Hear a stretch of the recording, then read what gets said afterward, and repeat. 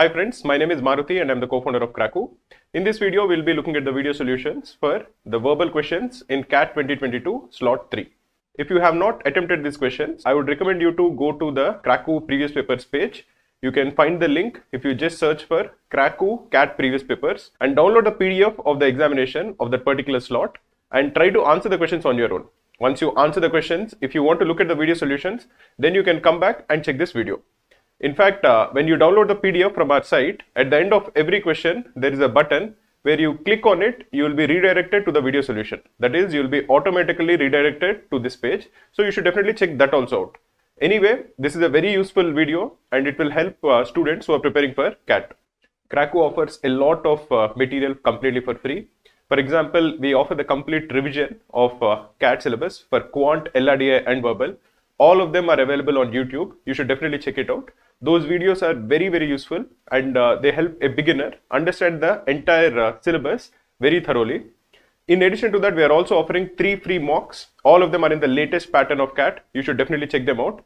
They even have video solutions and they are taken by thousands of students. So if you want to start your CAT preparation, one of the first things that you should do is take a free CAT mock. In addition to that, like I mentioned earlier, we also have all the CAT previous papers with video solutions completely available for free in a PDF format. You should just Google search Cracku CAT previous papers. You'll go to the site and you can download all the PDF papers and you should try to attempt them on your own. If you like this video, please do subscribe to our channel and please click on the bell icon. In addition to that, if you are having any doubt with respect to any of these questions, please comment below the video. We'll look at every comment and we'll try to respond to it to the best of our ability.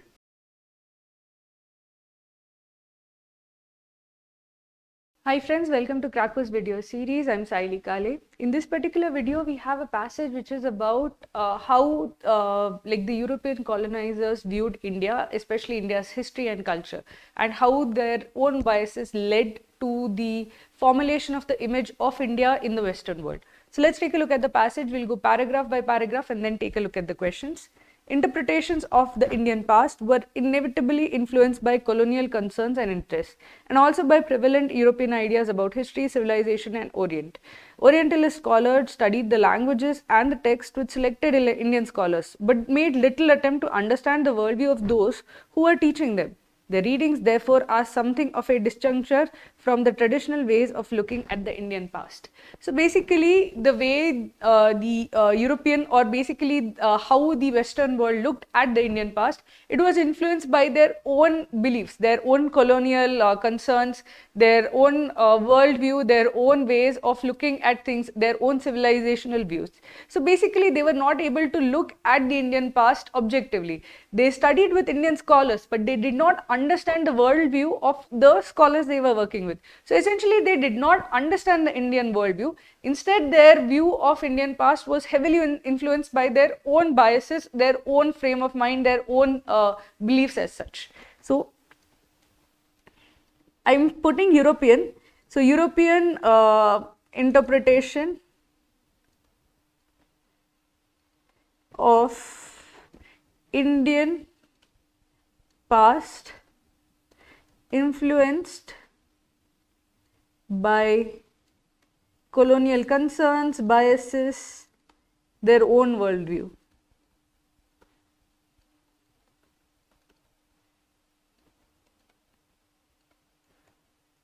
They essentially did not understand or accept the worldview of the place they were actually studying. So they did not have a good understanding. So there was basically their way of looking at India's past was very different, or there was a disjuncture between what was truly India's past versus how they viewed it as such. So now let's take a look at the next paragraph. Orientalism, which we can understand broadly as Western perceptions of the Orient, fueled the fantasy and the freedom sought by European Romanticism, particularly in its opposition to the more disciplined Neoclassicism. The cultures of Asia were seen as bringing a new romantic paradigm.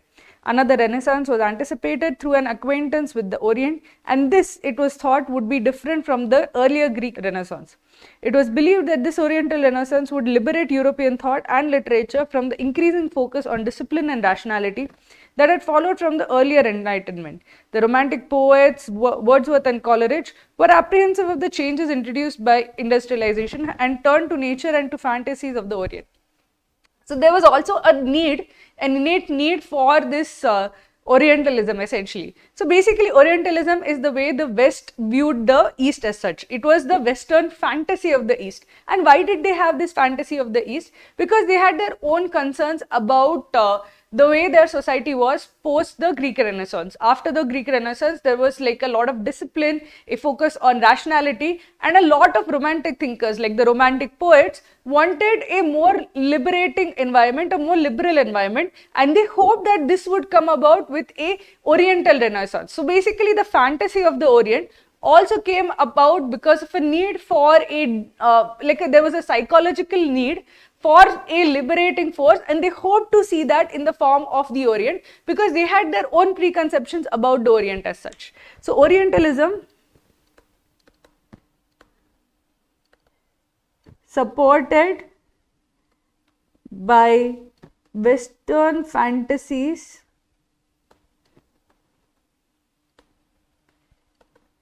of an Oriental Renaissance.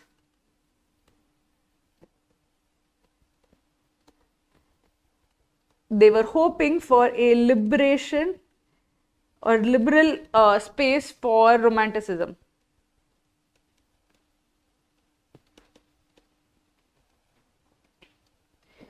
Now let's take a look at the next paragraph. However, this enthusiasm gradually changed to conform with the emphasis later in the 19th century on the innate superiority of the European civilization. Oriental civilizations were now seen as having once been great but currently in decline.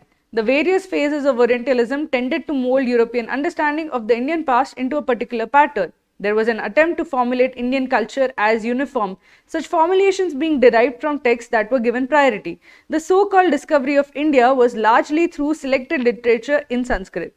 This interpretation tended to emphasize non-historical aspects of Indian culture, for example, the idea of an unchanging continuity of society and religion over 3000 years. And it was believed that the Indian pattern of life was so concerned with metaphysics and the subtleties of religious belief that little attention was given to the more tangible aspects. Now essentially this hope that they held out for an Oriental Renaissance essentially faded out and was essentially replaced by a different Oriental belief, that of the European superiority over the Eastern cultures, over Eastern civilizations. So they basically believed that these Oriental cultures were once great but now they were in decline, and they had these kind of generalized view of how it was actually even in the past. So India is a complex, even its past used to be complex and nuanced. There would be different aspects to it, but the Europeans wanted to believe a very simplified generalized view of it, that okay, people were very were too religious and too beliefs too preoccupied with metaphysics to actually be focused in the real aspects of life, in the tangible aspects of life, which is not clearly correct, right?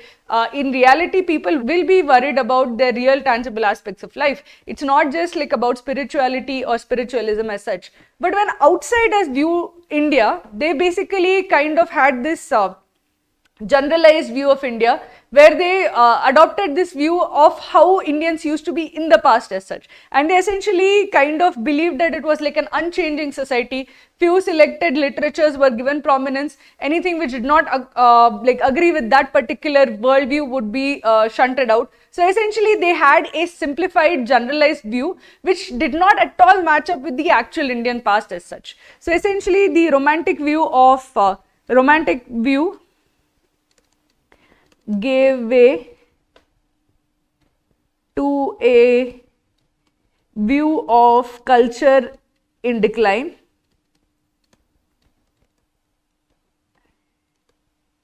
a simplified view of India's past was adopted. Okay. German Romanticism endorsed this image of India, and it became the mystic land for many Europeans, where even the most ordinary actions were imbued with a complex symbolism. This was the genesis of the idea of the spiritual East, and also incidentally the refuge of European intellectuals seeking to distance themselves from the changing patterns of their own societies. A dichotomy in values was maintained, Indian values being described as spiritual and European values as materialistic, with little attempt to juxtapose these values with the reality of the Indian society. This theme has been even more firmly endorsed by a section of Indian opinion during the last 100 years. So essentially what happened was that the German Orientalism essentially adopted this view that Indians were very, very concerned about the metaphysics and religion than actual life, tangible aspects of life. And essentially in their mind, they associated India with spiritualism and with the Western cultures with materialism. And in a way, it was an escape as such. They wanted to escape their own society's problems, the way they felt their society was changing. And because they wanted to escape that, they built this fantasy about how the Indian society is. And in their fantasy, Indian society is super spiritualistic. Every action is imbued with like these complex meanings and all, which is not true as such. It did not match up with what actually India was. It was their escapist fantasy as such. So basically, a dichotomy was created, an artificial dichotomy was created, where they felt that, okay, Western world is materialistic, but India is spiritual. And this was something that also that India is spiritual as compared to the Western world, actually continued to be endorsed by Indian opinion even in the last 100 years. So the Indian intelligentsia, or the people who made opinion in India, also kind of adopted that framework. This framework was a creation of European fantasy, but it was adopted by Indians also, that India is in fact more spiritual than the West. So a dichotomy of Indian spiritualism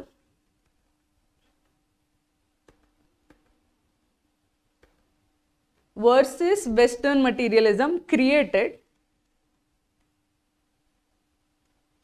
It continues to influence Indian thought today over the last 100 years. Indian opinion influences Indian opinion during last 100 years.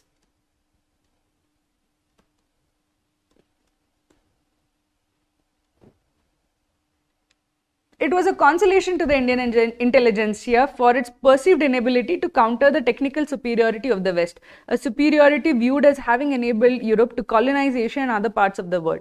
At the height of anti-colonial nationalism, it acted as a salve for having been made a colony of Britain. Now, why did they actually accept this worldview? You should have, if you were in India, you should know that this is not the case, right? Indians are also materialistic. They are also worried about material aspects of life. So why would you accept this spiritual India versus materialistic Western worldview? Because it helped the Indian ego. You were a colony, you were actually reduced to being a colony of a Western power. So you needed something to actually act as a salve to your own ego, right? So how did they come up with that? So they basically felt that this was good for their ego, that we were spiritual, that's why we became a colony. We are not, because we were not so tied to material aspects, that is why they became technically superior and we remained technically inferior, and that is why we ended up being a colony. So it was something which was a crutch for the ego of people whose like essentially self-respect was crushed by being a colony as such. So that's why they actually, even Indian opinion continued to hold on to this view that India is spiritual and India's spiritual as compared to West is this. So this that we saw, it influenced opinion for 100 years. Why did it do that? Because it was a crutch to the Indian ego, which was crushed by the colonization as such.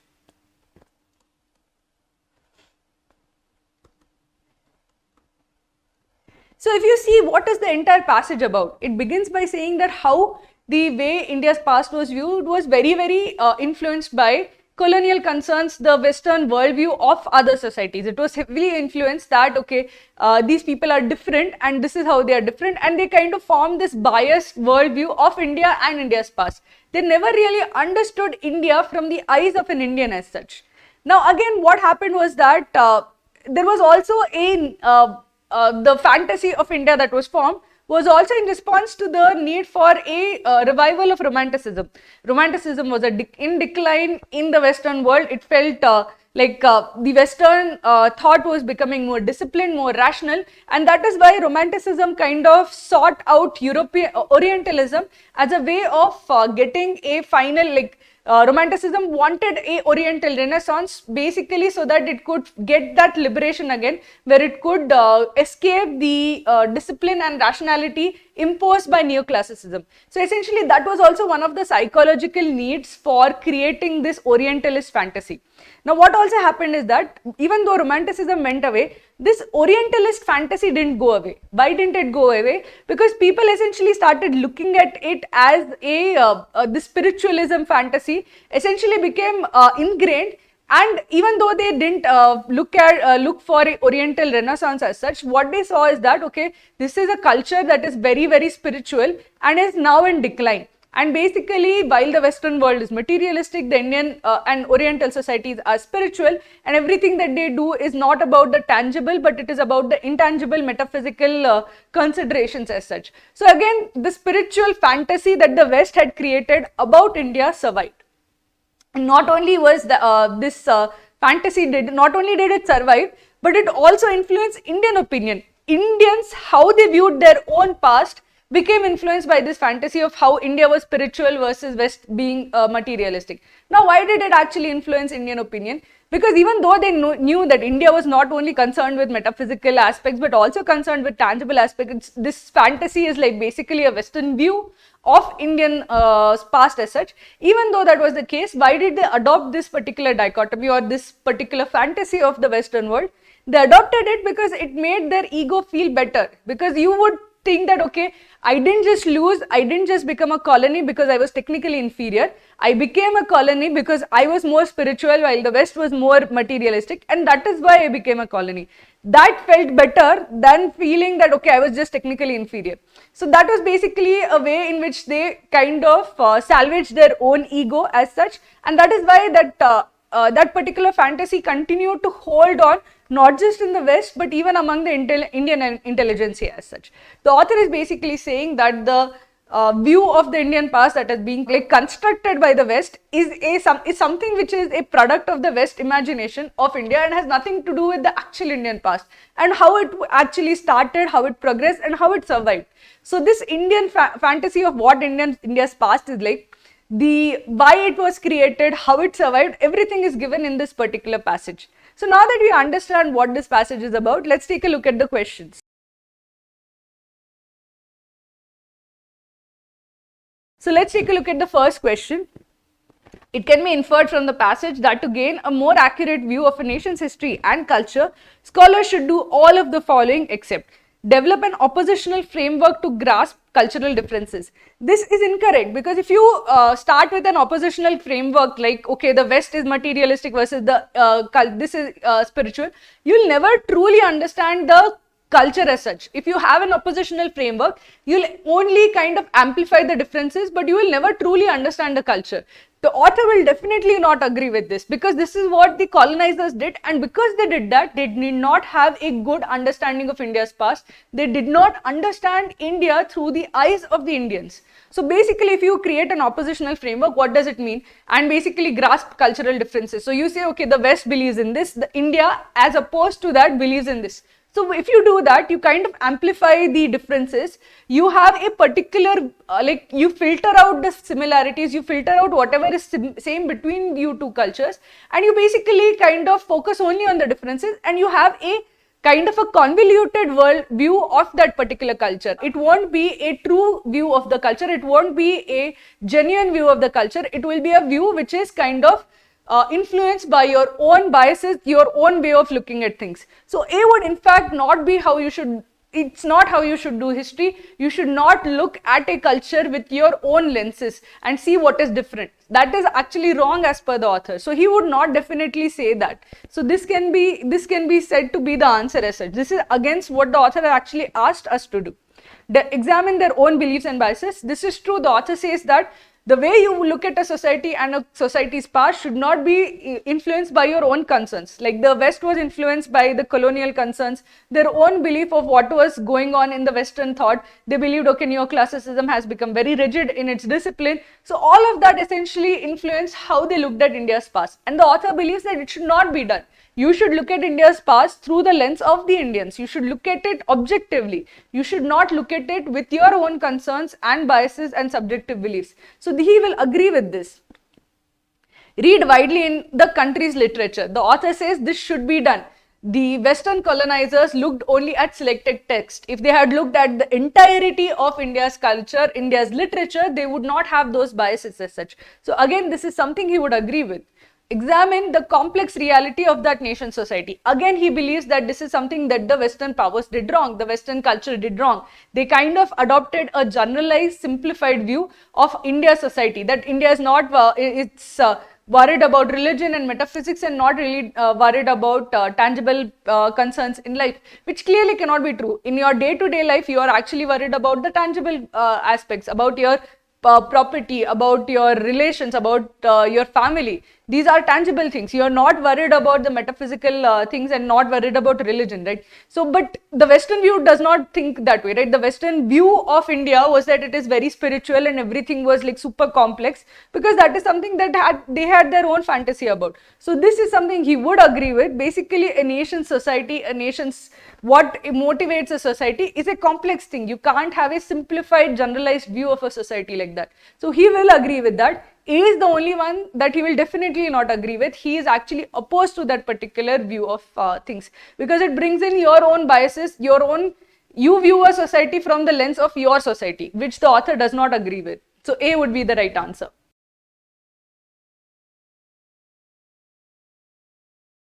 Let's take a look at the second question. It can be inferred from the passage that the author is not likely to support the view at, something that he will not agree with. So let's take a look at the options. India's culture has evolved over the centuries. Again, he says that one of the things that he says that one of the mistaken beliefs of the Western generalized view of Indians was that it remained constant for over 3000 years. For example, this interpretation tended to emphasize non-historical aspects of Indian culture. For example, the idea of an unchanging continuity of society and religion over 3000 years. And it was, this basically the author highlights this to say that clearly the Indian culture evolved over the years, but the way the Western thought looked at India, they saw it as a simplified, generalized view that had not changed at all. So the author is clearly saying that the Indian culture, the way of living changed over the 3000 years. But one of the mistaken beliefs that the West had about India was that it had an unchanging culture as such. India's culture was clearly not unchanging. Any society will undergo change, will undergo evolution as such. So the author will agree with this. He is likely to support this, so I can eliminate option A. The Orientalist view of Asia fired the imagination of some Western poets. This is absolutely true. Many of the Romanticists wanted this because they wanted they were feeling suffocated under the discipline and the imposition of rationality that had come with Neoclassicism. So they wanted a romantic revival through Oriental Renaissance. So they definitely fired the imagination of some Western poets. So this is true. India became a colony, although it matched the technical knowledge of the West.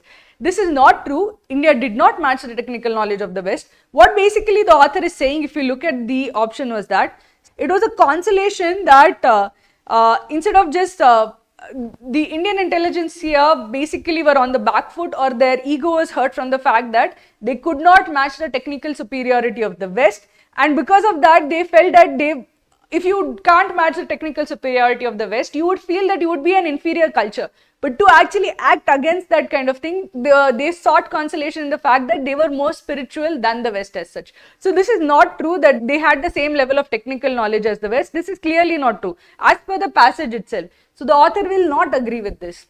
Indian culture acknowledges the material aspects of life. The author clearly says that the Western view was wrong in believing that little attention was given to the more tangible aspects. Attention was definitely given to the tangible aspects, and the view that only they were concerned about metaphysical aspects and religious aspects is the wrong one. They were also concerned about the tangible aspect. So this is also something that he would agree with. C is the only one that he would not agree with. So the correct answer is option C.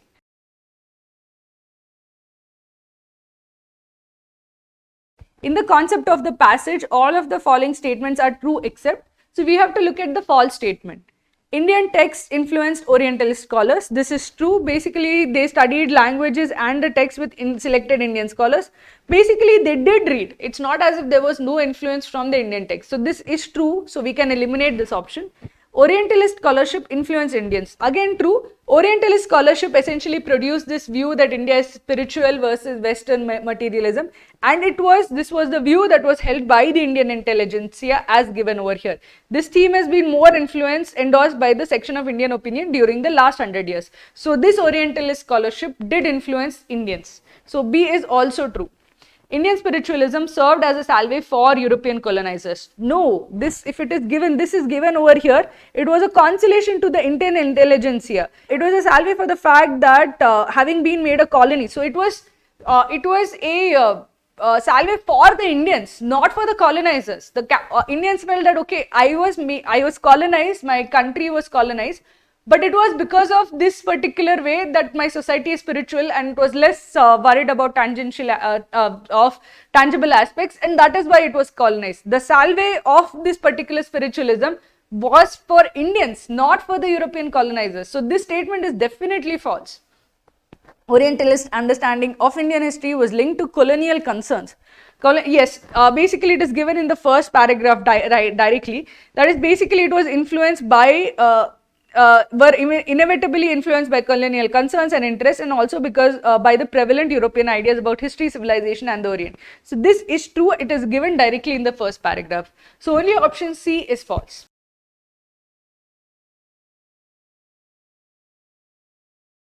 Which one of the following styles of research is more similar to the Orientalist scholars' method of understanding Indian history and culture?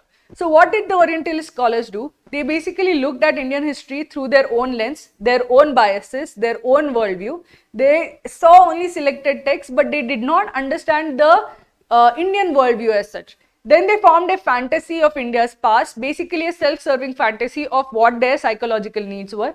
When that fantasy ended, that fantasy essentially kind of preserved in a dichotomy, artificially created dichotomy of the Indian past. So basically they saw a little aspects of India, they imprinted their own beliefs and civilizational beliefs over it, and they held firm to this like simplified, biased version of Indian past. They did not care what the truth or what reality was essentially. They had this particular view based from limited evidence. They formed this fantasy of what India's culture and India's history is like, and they held on to this particular belief system as such. So let us take a look at this. Basically, it's like looking at something with your own lens and forming a picture in your mind and holding on to that picture even though the reality is different. So let's take a look at the options. Studying artifacts excavated at a palace to understand the lifestyle of those who live there. So this is evidence-based recreation. Evidence-based recreation is the opposite of what the Orientalists did. The Orientalists basically looked at confirming their own fantasy as such. They did not look at evidence. If you study evidence and form a actual picture of how people lived, it is realistic. It is the right way to study history. What the Orientalist scholars did was the wrong way to study history. So A is not the correct answer. Reading 18th century accounts by travelers to India to see how they viewed Indian life and culture of the time. Again, this is an acceptable way of reading history. So even though this would not be a complete form of history, it is not a fantasy. It is reading an actual account of travel. It is not forming a fantasy based on half-baked evidence or selected texts. So even though this is not the full picture, it is a valid way of studying a culture. It is looking at what the travelers wrote about how India was at that point of time, how the Indian culture was at that point of time. You have to do this in conjunction with actually talking to Indian people and seeing their worldview as well. But this view by itself is not a bad way of reading or learning about a society. If you take this view and you use your own biases and construct a fantasy, then that is wrong. So B is itself not a wrong way of studying history, Indian history as such. Reading about the life of an early American settlers and later waves of migration to understand the evolution of American culture. This is the right way of reading history. You understand their life, how they led, their worldview through their eyes, and you would understand how the American culture essentially evolved. This is not a imprinting your own biases on somebody else. This is not being done over here. So C is also not the correct answer. Analyzing Hollywood action movies that depict violence and sex to understand contemporary America. Again, basically what is this? You are taking selected part of the culture, you are blowing it out of proportion and you are believing that all of America is like this. And it is similar to what the Orientalists did, right? They must have read a few texts which is like which were related to metaphysics, and they believe that all of metaphysics, like all of India is very concerned about religion and metaphysics, when it is clearly not. You are concerned about your health, your family and your money as such. But in the minds of the Western, they felt that all decisions were like they would read a few philosophers maybe, and they would think that everybody would talk like the philosophers. Similar to you seeing a Hollywood movie and thinking that okay, there was violence on every street of America. So again, this is basically seeing a part of the culture and blowing up it and making this fantasy about how the whole culture is based on this small part that you have read of it. So D is the correct answer. Basically, you have formed a fake idea of a particular culture by reading or understanding only a part of it. So D is actually the correct answer. It matches the same thing that the Orientalist scholars did. So D would be the right answer. We at Cracku provide all the previous year CAT papers along with many other MBA examinations such as IIFT, ZAT, SNAP, MAT, CMAT, TIS and PGDBA in the actual exam format. You can attempt them as a test and get a detailed analysis of your performance or download them as PDFs.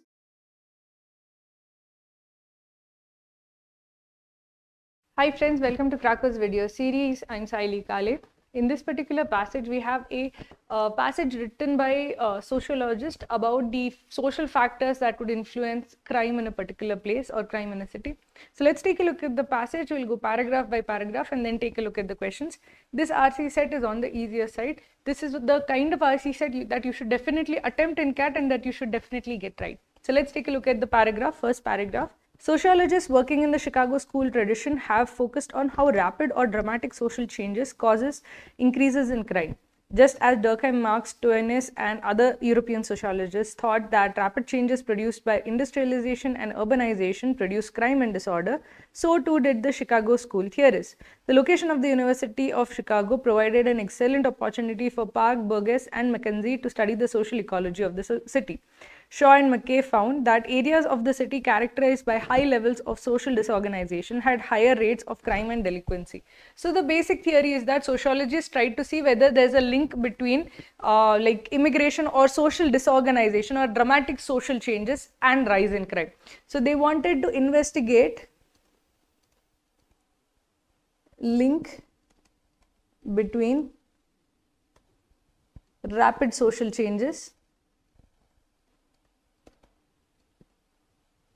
and crime, and does like one lead to the other? What is the link between these two? And this comes from the basic idea that they saw that their European counterparts had seen that when there was like rapid industrialization and social change related to industrialization and urbanization, there was also crime that was associated with it. So in Europe, we had seen this, that when there was a rapid social change, there was a rise in crime.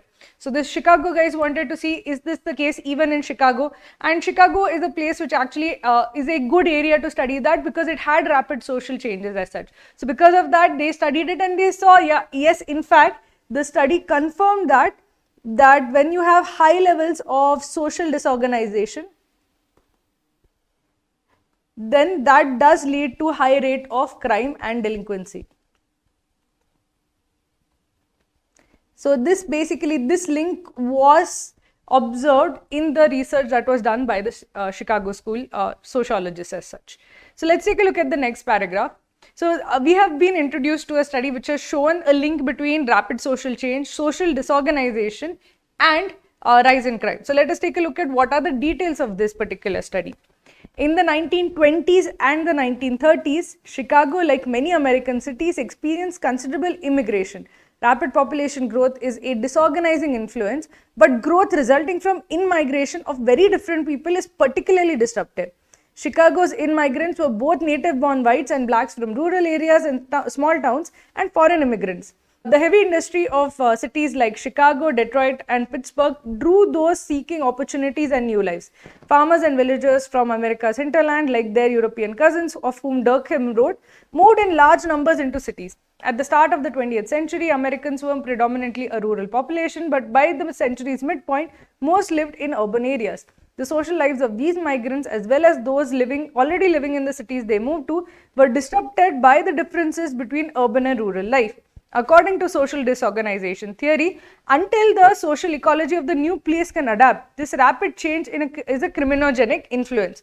But most rural migrants and even many of the foreign immigrants to the city looked like and eventually spoke the same language as the natives of the cities into which they moved.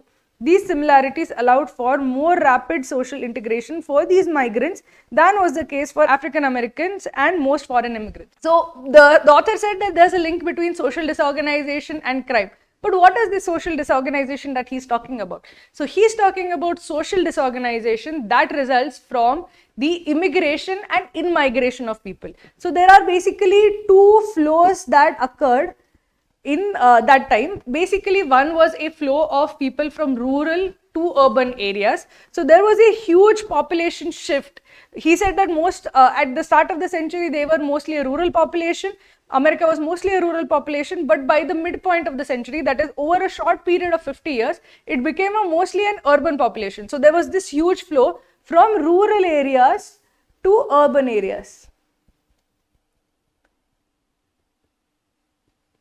There was also foreign immigration, foreign immigrants coming in as such. So this was the these were the two flows of people essentially coming into cities as such. And when you have rapid immigration or migration as such, what happens is that there is social disorganization. Especially when there is rapid change in the demographics of a place, there is going to be social disorganization. So the social disorganization that they studied resulted from these migrants and in migration and from immigration as such. And basically it was not all immigration or all migration was not equal. The migration experiences of those who were white was much lesser. The disruption that was caused by that was much lesser because they eventually spoke the same and looked the same. So for them there was not that much disorganization as was the case for those who were African Americans and who were foreign migrants as such. Why foreign migrants? Because they look different. So if you look different and if you have a different skin color and if you didn't speak English, basically if you didn't look the same as such, the influence of that social disorganization was much worse for you. And what was observed was that this rapid change and the social disorganization caused by it was a criminogenic influence. What is a criminogenic influence? That is a influence that causes an increase in crime. So basically these two flows cause rapid social disorganization, and this was seen as a contributing factor to increase in crime.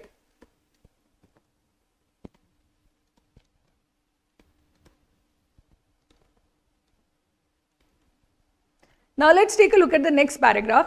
In these same decades, America experienced what has been called the Great Migration, the massive movement of African Americans out of the rural south and into the northern and some southern cities. The scale of this migration is one of the most dramatic in human history. These migrants, unlike their white counterparts, were not integrated in the cities they now called home. In fact, most American cities at the end of the 20th century were characterized by high levels of racial residential segregation. Failure to integrate these immigrants, coupled with other forces of social disorganization such as crowding, poverty and illness, caused crime rates to climb in the cities, particularly in the segregated wards and neighborhoods where the migrants were forced to live. So the author is telling that there was not just this rural population to urban population, there was also a great migration of the African Americans from the south to the north. But these guys did not have the same level of social integration as their white counterparts from rural areas. They were not integrated, and because there was segregation, the crime levels skyrocketed. The criminogenic influence of immigration, especially when there is no integration of those migrants, is much higher. So it's not just that, okay, if there is immigration, there will be rise in crime. If there is immigration and those people are not integrated into society, if they are racially segregated, if there is poverty and crowding in the areas that they are moving into, that will have a much greater impact on rise in crime. So essentially, in the case of African Americans, especially where when they migrated, they were even less integrated, and when you have migration with a lack of integration, with segregation as such, it has even more greater impact on crime as such. So immigration with segregation of the immigrants, along with other social factors, kind of has an even greater influence in increasing crime as such. So now we see that, okay, what are the factors that are essentially increasing crime? We see that if there is a large amount of social disorganization, sudden rapid changes of demographics, if there's large amount of immigration, especially if there is immigration with segregation, with lesser rights for certain people, then it leads to a increase in crime as such. So this is a factor that influences the level of crime that is there in a particular area. Now let's take a look at the next paragraph. Foreign immigrants during this period did not look as dramatically different from the rest of the population as blacks did, but the migrants from the Eastern and Southern Europe who came to American cities did not speak English and were frequently Catholic, while the native born were mostly Protestant. The combination of rapid population growth with the diversity of those moving into the cities created with what the Chicago school sociologists called social disorganization. So this case that we had observed in the case of African Americans, it was also seen in the case of certain foreign immigrants. So certain foreign immigrants didn't look different, they looked white. Certain foreign immigrants were Protestant, they spoke English. These guys did not face a lot of trouble adjusting to the new cities as such, and there was not a lot of social disorganization that they faced. But the migrants who looked different, especially from the Southern Europe, those who were Catholic, those who did not speak English, they faced a lot of issues when they moved to America, and that led to rise in social disorganization. And wherever there's rise in social disorganization, there is greater levels of crime that go with it. So basically, this encompasses everything that the Chicago school saw. The Chicago school basically saw that wherever there is social disorganization, and there are a lot of factors involved in social disorganization, immigration, but not just immigration alone, immigration of people who look different, speak different, or are different in some way, which will lead to segregation. And whenever that happens, it causes a break in the social order and social organization of the society. And whenever there is social disorganization, there is a rise in crime that accompanies it. So basically, social disorganization, they basically found out all the factors that are there, and there were many factors related to it, not just immigration, but immigration under certain circumstances, and that led to a rise in crime as such. So essentially, the crux of the passage is very simple, very clear. Whenever there is social disorganization, that is a factor that influences the rate of crime. It increases crime as such in areas, and they considered all the issues that led to social disorganization: immigration, rapid in-migration of rural to urban areas. The way of living of rural people was different, so they found it difficult to adjust. So when they found it difficult to adjust, there was a rise in crime. Immigration of African Americans who looked different, who faced a lot of segregation, they also, when there was rapid immigration, they also caused a wave of crime. Similarly, when there were certain foreign immigrants who did not look the same, who did not speak English, who were Catholics instead of Protestant, again that led to social disorganization. So social disorganization is linked to a rise in crime, but there were many different reasons why social disorganization occurred. So this is the basic idea behind the passage. So now that you understand that this is like an informative passage, it is a passage which is trying to understand the link between social disorganization and crime. We can understand now that this is the crux of the passage. We can now take a look at the question.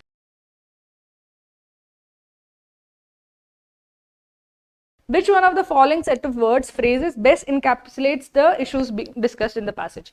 Whenever we have questions like this, the easiest way to solve this particular question is to find out options where a word that does not belong is present there. So if I look at the passage, one of the things that actually come to me are the study done by the Chicago School of Sociologists. The second is social disorganization, how social disorganization caused by immigration is a key factor in rise of crime. It is a criminogenic influence. So crime should be there, social disorganization or immigration should be there. Then you should have basically how social factors also influence social factors in combination, like certain types of immigration or certain types of social disorganization leads to an increase in crime as such. So these are the words that I definitely expect to be there. Now, not all of these words will be there, but there will be some words that definitely do not belong in the right option as such. My job is basically to say, no, this is not an important word, this is not an important term, and then eliminate an option which contains an extraneous word or an extraneous term. That is far easier to do than to find out the best choice of words as such.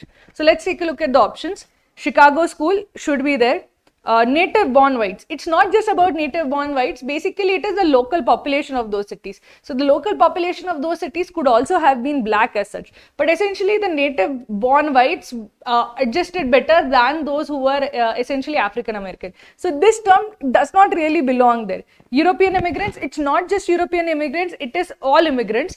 All immigrants cause some amount of social disorganization, but especially those European immigrants which came from Southern Europe faced a greater task in getting adjusted and integrated into society. So it's again, European immigrants does not really belong over here. Native born whites does not belong over here. Poverty and segregation were given as factors which kind of lead to social disorganization and increase in crime. So I would say this is not a wrong keyword as such. So let's take a look at option B. One more thing that is important which is missing in option A is neither social disorganization is given nor crime is given. And we know that the crux of the message is that social disorganization is linked with crime. These two absolutely have to be there as such. And since they are not there, I can eliminate option A pretty quickly.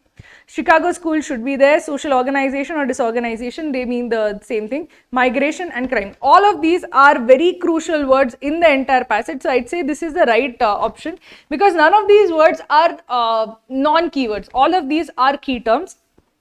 Chicago school references the study that was being done. Social organization or social disorganization or lack of social organization refer to the same thing as such. That is one of the key factors, key variables that determines the levels of crime in a city. Migration is the factor behind social organization and disorganization, and crime is the result as such. So B captures the key terms that are being actually investigated in this piece. So I'd say B would be the right answer. Durkheim, Max, Twinis and Shaw, these are just the researchers that actually did the research in Europe. They are not at all even connected with what we have over here. Shaw and McCabe was in another study. So all of these are just researchers, and three of these researchers are in no way connected with the study that is actually discussed over here. The first three researchers are European researchers who did a similar study in Europe. So this is completely unrelated, so very easy to eliminate. Rapid population growth. Not rapid population growth. It didn't suddenly, the population didn't shoot. There was a demographic change. There was immigration or in-migration into the city. It was not that the population grew. There was migration coming into the city. And that was a heterogeneous migration coming from different areas, people who didn't speak or didn't have the same life as the locals of the city. So population growth is wrong. Heavy industry, a completely unrelated term, so I can easily eliminate. Heavy industry has nothing to do. Heavy industry basically created the jobs which basically led to the migration, but the key term is migration, not heavy industry as such. Segregation is an important term, crime is also an important term, but the first two are not, so clearly D can be eliminated. B is the right answer. Let's take a look at the second question. A fundamental conclusion by the author is that, according to European sociologists, crime in America is mainly in Chicago. Absolutely not. They studied it in Chicago. Chicago gave a good place to study this because firstly, there were a lot of immigrations, there was a lot of social disorganization, and it had a history of social disorganization which was easy to study. And it also, not because it had a lot of crime as such. So that is not something that has been given. Moreover, it is very obvious what the fundamental conclusion is. Wherever there is social disorganization, there has to be crime. Your correct option should have that social disorganization or rapid social change produces crime or increase in crime as such. If that is not there, it is clearly wrong. So the fundamental conclusion is missing, so I'd eliminate option A easily. The best circumstances for crime to flourish are where there are severe racial disparities. Firstly, it's not just racial disparities, it is wherever there is segregation, there is difference in the population, the influx of a heterogeneous population, when there is social disorganization because different people are coming in, whether there is rural people coming in urban areas or foreign immigrants coming in from Southern Europe, all of them will cause social disorganization, and that will cause an increase in crime. So it's not just severe racial disparities, it is basically social disorganization, and the tone is so completely wrong. We are not finding out best ways to increase crime. We are trying to understand what led to the increase in crime. So the tone is also very twisted. So for that, we can easily eliminate option B. To prevent crime, it is important to maintain social order through maintaining social segregation. This is completely wrong. The author in fact says that if you had actually integrated those African American immigrants, it would not have led to that much crime. Social segregation played a role in why there was so much crime as such. So it is, and it definitely does not say that we should have strict social segregation. That is inhumane, and you should not make a choice which is twisted in its logic as such. He does not make a case for social segregation. C is clearly incorrect. Rapid population growth and demographic diversity give rise to social disorganization that can feed the growth of crime. Exactly correct. So whenever there is a change in demographics, change in population characteristics, that social disorganization can lead to a growth of crime. This is capturing the true essence of the passage, so I'll say D is the right answer.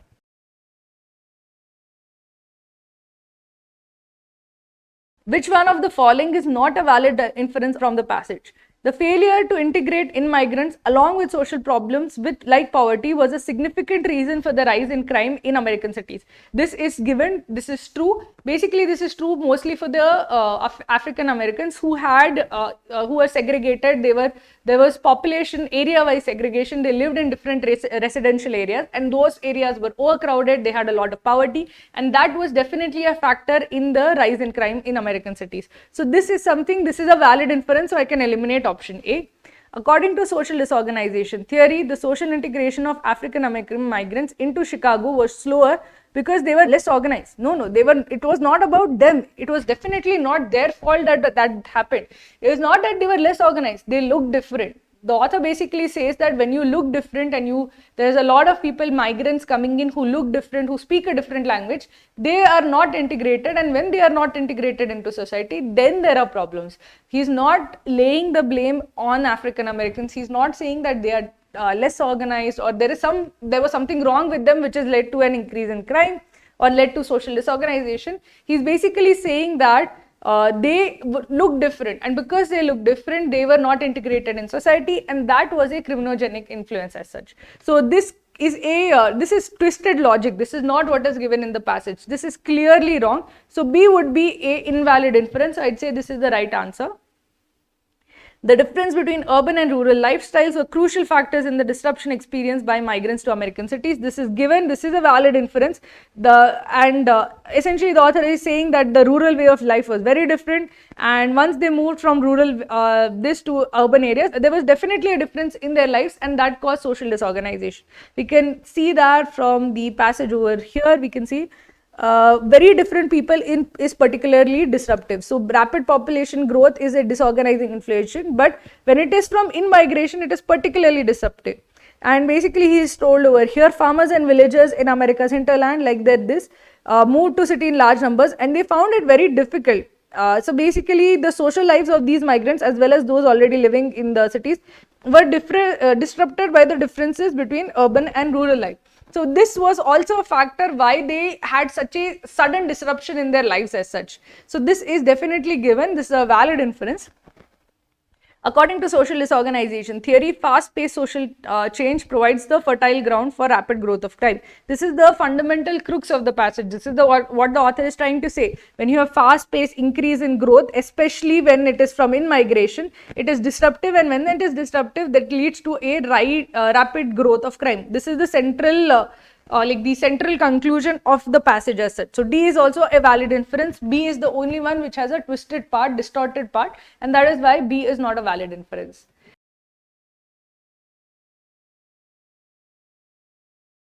The author notes that at the start of the 20th century, Americans were predominantly a rural population, but by the century's midpoint, most lived in urban areas. So basically at 1900s, somewhere between 1900s, start of 1900s, 1900 to 1910, it was mostly a rural population, majority rural. So at least greater than or equal to 50% were rural. But by 1950, greater than 50% were most lived in urban areas. So from over 50% being rural, we went to a point in 50 years where over 50% were urban as such. Which one of the following statements, if true, does not contradict this statement? So we have to see which statement is consistent with this particular change as such. Economists have found that throughout the 20th century, the size of labor force in America has always been largest in rural areas. If this is true, then in 1950, more than 50% couldn't have been in urban areas. So this is contradicting this statement, so A can be eliminated. A population census conducted in 1952 shows that more Americans lived in rural areas than urban areas. Directly contradicts this. By 1950s, you should have more people in urban areas than rural areas. So B is also incorrect. The estimation of per capita income in America in the mid 20th century primarily required data from rural areas. If it required data primarily from rural areas, you would assume that majority was in rural areas, and that kind of contradicts what is given over here. By mid 20th century, primarily people should have been in urban areas, not in rural areas. So C also contradicts it. Demographic transition in America in the 20th century is strongly marked by an out-migration from rural areas. If there was out-migration from rural areas, there was in-migration into urban areas. So the population of rural areas should decrease, population of urban areas should increase, which would fit with what we have over here. Rural area population went down, urban area population went up. So D is in line what is given in the passage. So the one which does not contradict the statement is option D. Google search Cracku free cat mocks. Click on the first link. You can attempt 3 latest cat mocks in the actual exam interface. After completing the test, you get detailed solutions, analysis, percentile along with your scorecard to gauge your all-India performance. Click on the solution to get video solutions from our expert faculty.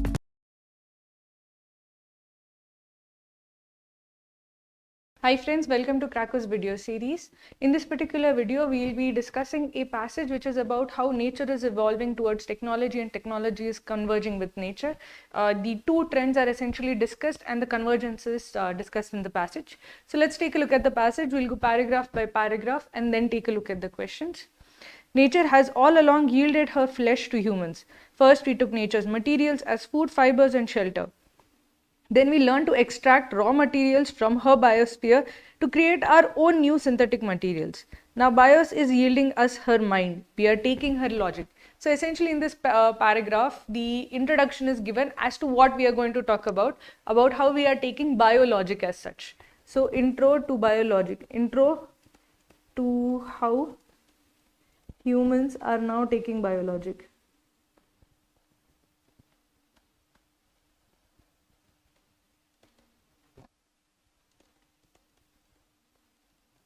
Now let's take a look at the next paragraph. Clockwork logic, the logic of the machines, will only build simple contraptions. Truly complex systems such as a cell, a meadow, an economy or a brain, natural or artificial, requires a rigorous non-technological logic. We now see that no logic except biologic can assemble a thinking device or even a workable system of any magnitude. So basically the point of this paragraph is if you have to build something complex like an economy, a cell, any kind of complex system that has to interplay with each other, you need clockwork logic will not help in those kind of complex cases. You need biologic as such. So complex systems require biologic.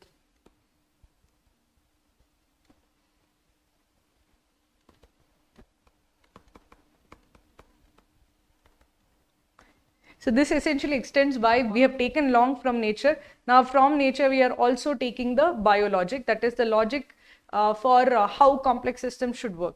Now let's take a look at the next paragraph. It is an astounding discovery that one can extract the logic of bios out of biology and have something useful. Although many philosophers in the past have suspected one could abstract the laws of life and apply them elsewhere, it wasn't until the complexity of computers and human-made systems became as complicated as living things that it was possible to prove this. It's eerie how much of life can be transferred. So far, some of the traits of the living that have been successfully been transported to mechanical systems are self-replication, self-governance, limited self-repair, mild evolution and partial learning. So essentially, basically, the author is explaining how people have long suspected that you could use biologic, but now we are seeing that once the computers became complicated enough, once engineered systems became complicated enough, we can now see that okay, we could actually use the laws of biology and import them over to technology as such. And the laws that have been used till now have been related to self-replication, self-governance, etc., etc. So examples, when this was realized, when biologics applicability was realized, it was always suspected, but now it is kind of understood because of the fact that technological systems have kind of become like complicated themselves, and examples of it given. So some forms of biologic have already been used in engineered systems, like biologic about self-replication, about limited self-repair, etc., etc. Applied to technology.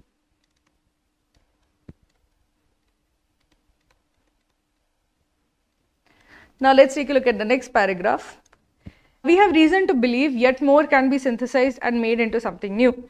Yet at the same time that the logic of bios is being imported into machines, the logic of technos is being imported into life. The root of bioengineering is the desire to control the organic long enough to improve it. Domesticated plants and animals are examples of technos logic applied to life.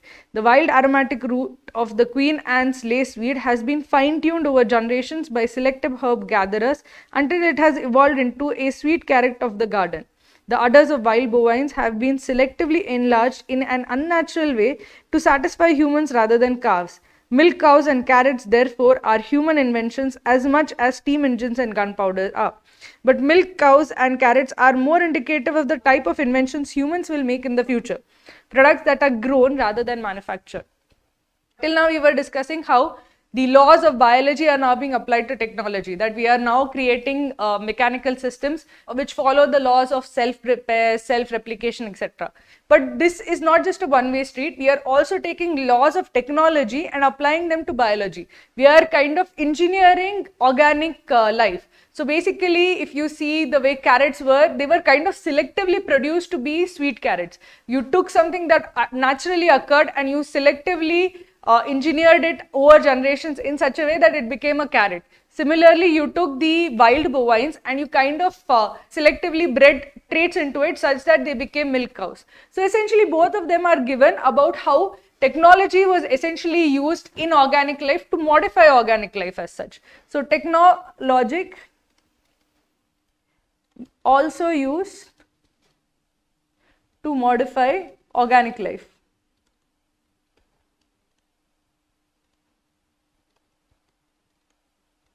Now let's take a look at the next paragraph.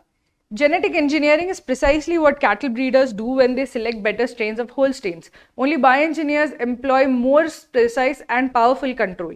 While carrot and milk cow breeders had to rely on diffuse organic evolution, modern genetic engineers can use directed artificial evolution, purposeful design, which greatly accelerates improvements. So basically, what is the difference between the breeders, cattle breeders, and bioengineers and modern genetic engineers? See, even the breeders who selectively bred a certain characteristic into the cattle were also doing genetic engineering only. They were essentially ensuring that the cattle they bred could produce the milk that was required by humans as such. So it is a form of genetic engineering. But what you see with modern genetic engineers and biogenetic engineers is they use more purposeful design, more directed changes and faster changes as such. The older cattle breeders and herbicists or whatever has been mentioned had to rely on like diffuse organic evolution. So essentially here you have this direct editing of genes or direct editing of characteristics. Here you are selectively trying to produce certain characteristics over generations, over evolution as such. So one is a slow form of engineering, another is a fast, quick, directed form of engineering. So essentially genetic engineers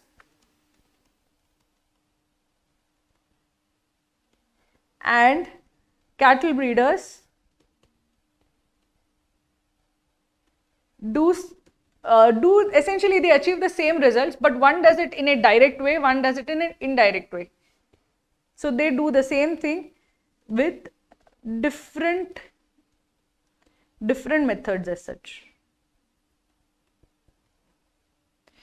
The overlap of the mechanical and the lifelike increases year by year. Part of this bionic convergence is a matter of words. The meanings of mechanical and life are both stretching until all complicated things can be perceived as machines and all self-sustaining machines can be perceived as alive. Yet beyond semantics, two concrete trends are emerging. Human-made things are behaving more lifelike and life is becoming more engineered. The apparent veil between the organic and the manufactured has crumpled to reveal that the two really are and always have been of one being. So essentially, like while technology is being applied to living things, living life logic or biologic is being applied to machines. And what we are seeing is that they are converging. Machines using biologic are becoming more lifelike, and life forms such as cattle, etc., trees, etc., are becoming more machine-like. So what we have seen is that the difference between what is machine and what is organic, what is real, organic reality and machine as such, that difference is kind of crumpling, because essentially both are moving towards each other, both are moving towards a convergence as such. So, the human made and life things, or basically what is organic life or organic life converging.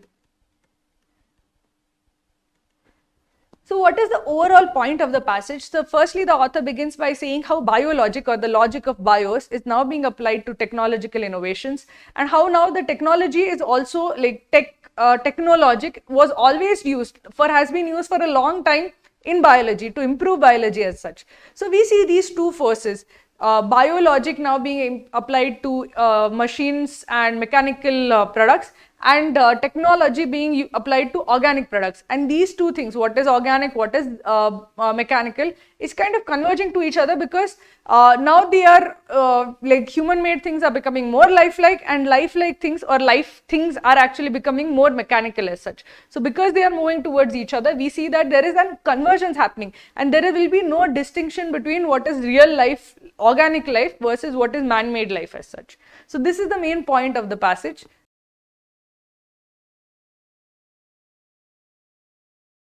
Which one of the following set of words, phrases best serves as keywords to the passage? Remember, in such questions, just basically figure out which words do not belong. When you figure out which words do not belong, it is easy to remove those words than find out the perfect option as such. From what I know, what should definitely be there is biologic and technologic should be there. Convergence should be there, because convergence is the point of the last paragraph as such. So biologic, technologic and convergence should definitely be there. So let's take a look at the options. Complex systems deserves to be there. Complex systems was the point of the first paragraph. Complex systems plus bios logic was like the keywords from the first paragraph. Carrots, milk cows. Carrots and milk cows were essentially examples, and examples should not be there as keywords. Keywords represent concepts, not examples. So both of these should not be there. They are examples of how technology was used to adapt organic life. So both of them don't really belong.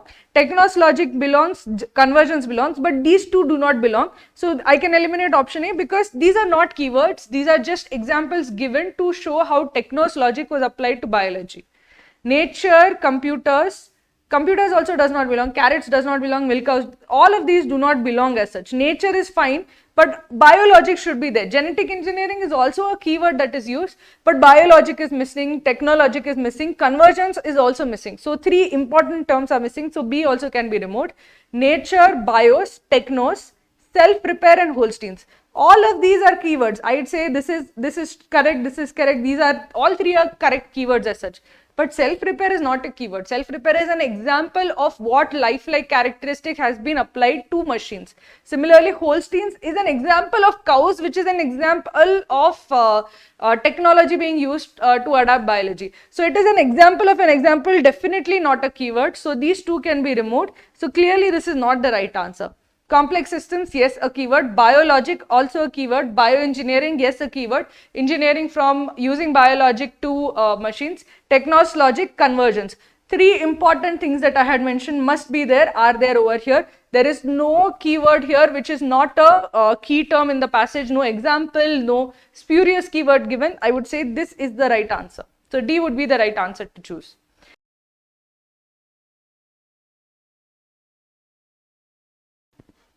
The author claims that part of this bionic convergence is matter of words. Which one of the following statement best expresses the point being made by the author?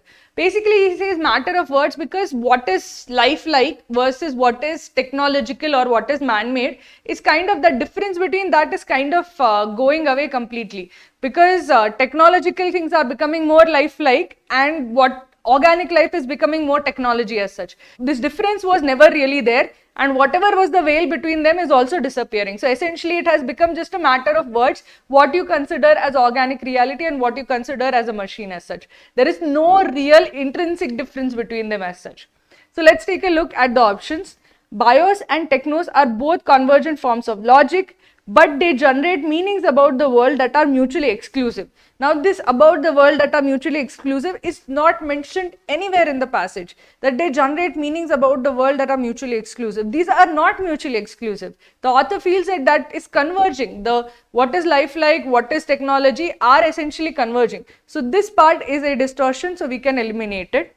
Mechanical and life are words from different logical systems and are therefore fundamentally incompatible in meaning. Opposite of what is actually given in the passage. In the passage, the author clearly says that these are convergent terms. These are the same terms. It is increasingly difficult to say which is which as such, because many mechanical things have lifelike characteristics and many lifelike characteristics have mechanical characteristics as well. So this is incorrect. A bionic convergence indicates the meeting ground of genetic engineering and artificial intelligence. Clearly you can eliminate this. Has artificial intelligence being mentioned even once in the passage? Not even once. So very easy to eliminate this. Mechanical and life were earlier seen as opposite in meaning, but the difference between two is increasingly blurred. This is what the author has actually indicated through the passage, that you used to think that okay, what is mechanical is the opposite of what is lifelike.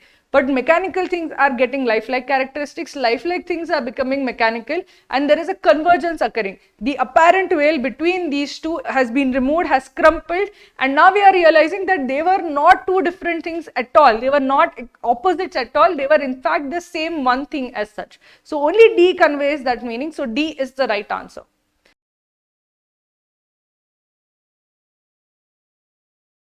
The author claims that the apparent veil between the organic and manufactured has crumpled to reveal that the two really are and have always been of one being.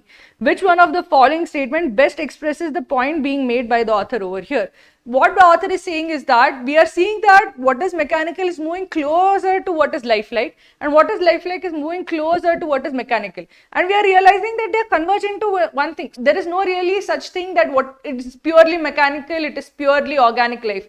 And we are realizing that both of them were essentially one thing as such. We had artificially created these two categories, but if you see, they are essentially the same thing as such. The difference between them, the veil between them, veil basically means a separator between what is mechanical and what is lifelike. That veil has crumpled. There is no separation between what is mechanical and what is lifelike. Both of them, organic life, mechanical life, or mechanical machines and organic life are essentially becoming one thing as such. We are realizing that they were not two exclusive categories at all. They were not two different categories at all. They were always one thing. So now that we are realizing that, let's take a look at the options. Organic reality has crumpled under the veil of manufacturing, rendering the apparent and the real as the same being.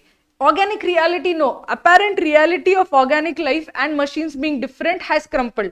Organic reality has not crumpled. So essentially what they have taken is, they have taken the fact that the apparent veil between organic reality and manufactured reality has crumpled. So instead of that, they have moved around the words. So instead of saying apparent veil, now they have made like the organic reality has crumpled, instead of saying that the apparent veil has crumpled. So clearly a distortion of what is given in the passage. I can eliminate option A.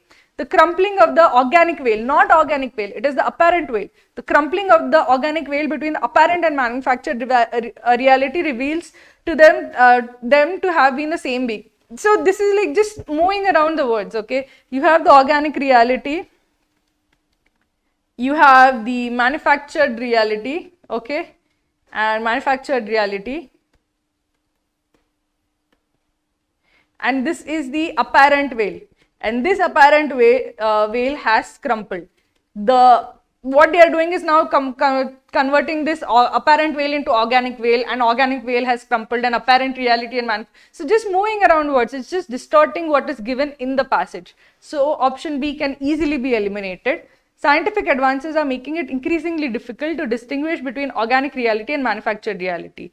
This is clearly correct, because this is exactly what the author is trying to say, that things are moving closer to each other, there's a convergence occurring. So organic reality and manufactured reality, this apparent veil between them has kind of crumpled. They are becoming one and the same thing as such. Only option C is actually capturing that point as such. Let's take a look at option D as well. Apparent reality and organic reality. No, not apparent. Manufactured reality and organic reality. Apparent veil. So just moving around the words and trying to create 4 options out of that. So it should be very, very easy to understand that all of these are just so easy distortions that you should spot as such.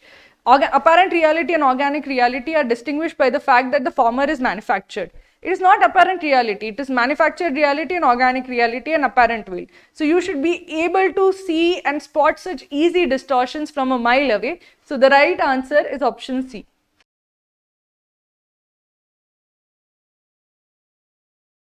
None of the following statements is implied by the arguments of the passage except historically philosophers. So we have to find out which of the arguments is implied. So we have to find out which one of these can be inferred to be true as such.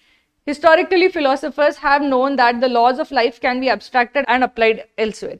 If you see the paragraph, what they have said is that historically, although many philosophers in the past have suspected one could abstract the laws of life and apply them elsewhere, it wasn't until the complexity of computers and human-made systems became as complicated as living things that it was possible to prove this.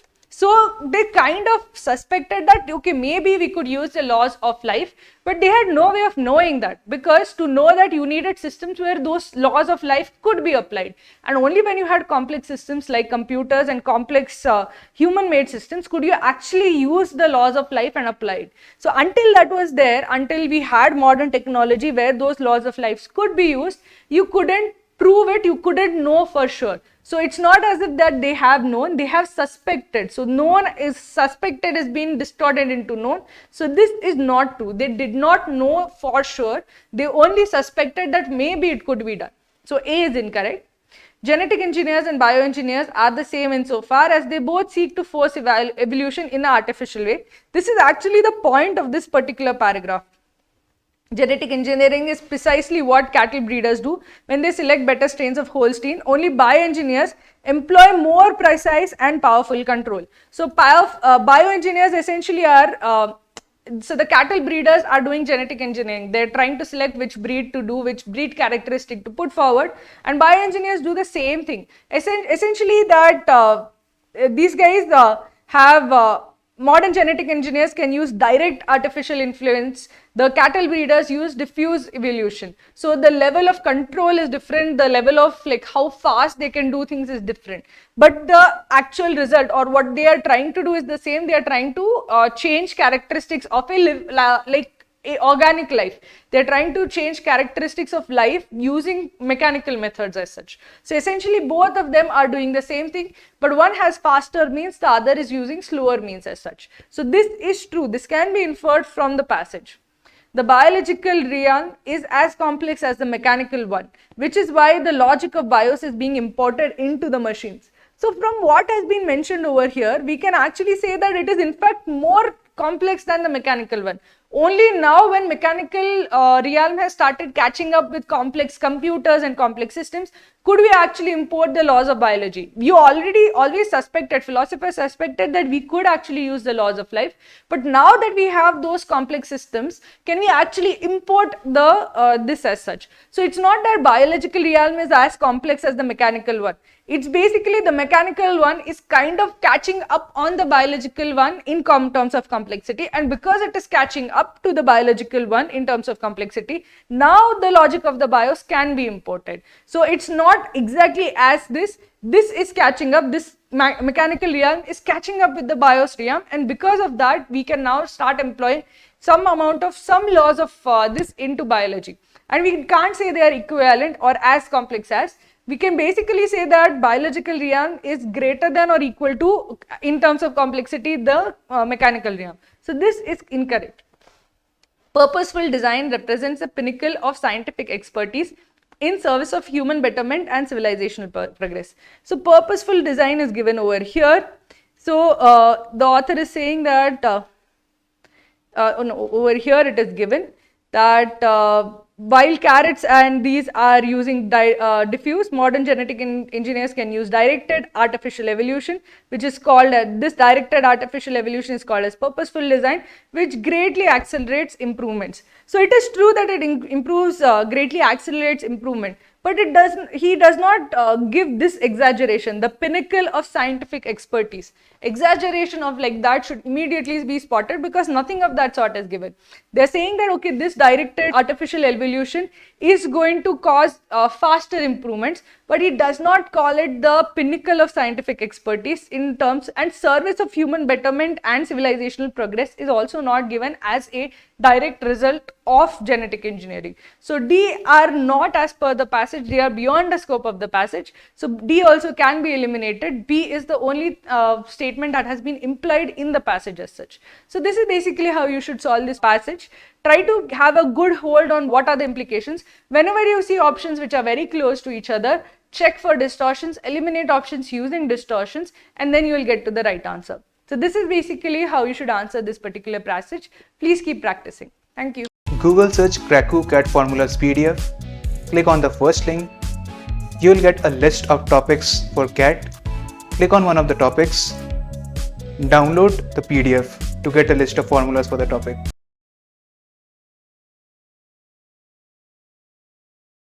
Hi friends, welcome to Cracku's video series. In this particular video, we'll be discussing a passage which takes a look at whether automating tasks or basically computer assisting humans makes, what impact it has on humans.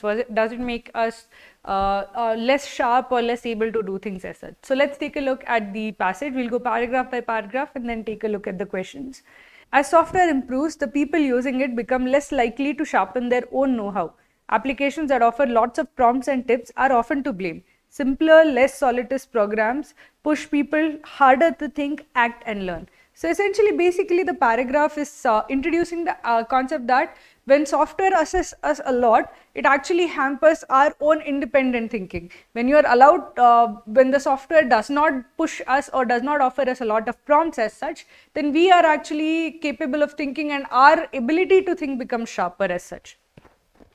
So essentially, computers with or programs rather than computers, programs with a lot of prompts or tips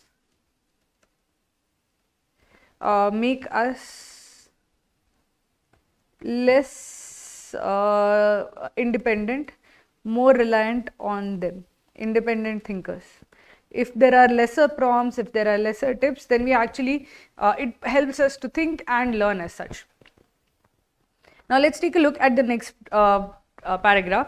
10 years ago, information scientists at Utrecht University in the Netherlands had a group of people carry out complicated analytical and planning tasks using either rudimentary software that provided no assistance or sophisticated software that offered a great deal of aid.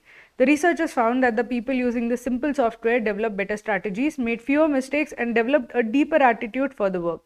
The people using the more advanced software, meanwhile, would often aimlessly click around when confronted with a tricky problem.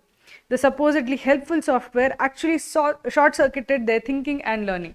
So essentially an experiment is described, and the experiment basically showed that if you had a program which did a lot of things for you, you became dumber in the way that you became less able to do things on your own. On the other hand, if the program or the application that was given to you was very simple and basic, you essentially became smarter, you developed strategies, you became more competent and capable independently as such. So the experiment showed that applications that do a lot hamper the person's or the user's ability to develop competency. The more simpler the program was, the more competent the user became. The more complicated the program was, the less competent or able the user became. Now let's take a look at the next paragraph. According to philosopher Hubert Dreyfus, our skills get sharper only through practice, when we use them regularly to overcome different sorts of difficult challenges. The goal of modern software, by contrast, is to ease our way through such challenges. Arduous, painstaking work is exactly what programmers are most eager to automate after all. That is where the immediate efficacy gains tend to lie. In other words, a fundamental tension ripples between the interests of people doing the automation and the interests of the people doing the work. So essentially the author is saying that there is a tension between people who are doing the work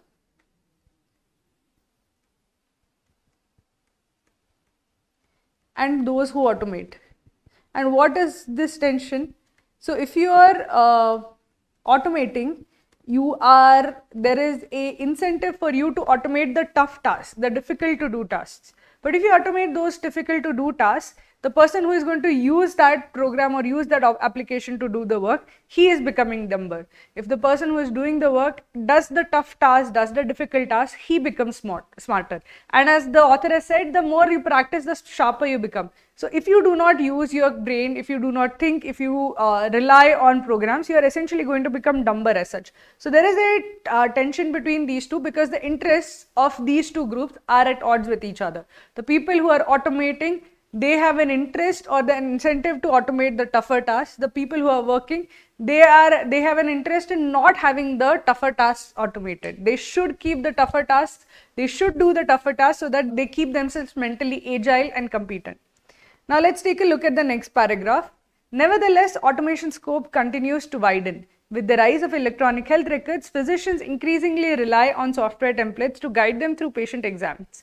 The programs incorporate valuable checklists and alerts, but they also make medicine more routinized and formalized and distance doctors from their patients. Harvard Medical School professor Beth Lone, in a 2012 journal article, warned that when doctors become screen-driven, following a computer's prompts rather than the patient's narrative thread, their thinking can become constricted. In the worst cases, they may miss important diagnostic signals.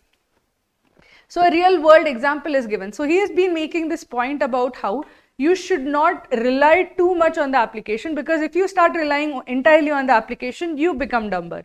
And here an example is given of doctors relying on the diagnostic apps, or rather the apps required for capturing medical records. So the applications that are used for capturing medical records generally have a lot of checklists, they have their own flows, and when doctors, they essentially guide the doctors through the initial diagnosis and the initially, like when you're talking to the patient and you're getting the information, these applications kind of help them navigate that entire process. But a journal article basically says that if you actually just use the application or let the application drive you, firstly, it is going to cause misdiagnosis. Also, it puts a distance between the doctor and the patient as such. So essentially an example for the earlier point, the example of the negatives of being screen driven or application negatives of application driven work by doctors is given. App driven work by doctors is provided.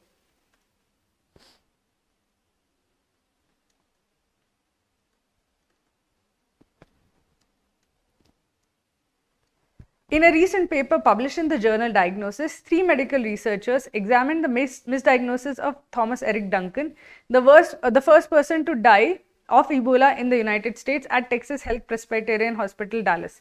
They argued that the digital templates used by the hospital's clinicians to record patient information probably helped induce a kind of tunnel vision.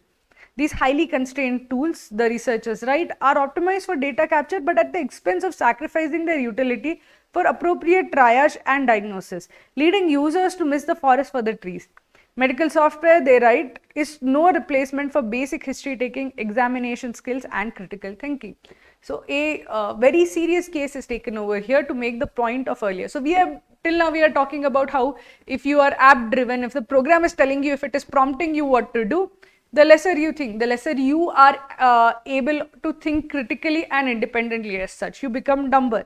Then the author talks about how this is a big danger, especially in the medical field. If the doctors take the prompts from the app, they become screen driven. This is going to lead to like you missing important information, as well as it also will put a distance between you and the patient. Now a very serious case is taken of the first patient who died of Ebola, and basically the author says that when the doctors were basically taking that person's history, because of the digital templates used, they kind of followed the digital templates in what information was asked of the patient as such. And because they were following the digital templates, they kind of took, the templates are not bad per se. The templates are often offer a lot of checklists and often make you ask a lot of questions and write questions also. But because of that kind of flow of that application, the doctors ended up with a tunnel vision. They basically had a lot of information that was suggested by the app as such, and therefore that led to a misdiagnosis as such. They did not diagnose the Ebola patient correctly, and that led to his death. And basically what the author is saying is that when you are led by the app, you firstly become dumber, but you also become led by the app that you do not use your own medical instincts.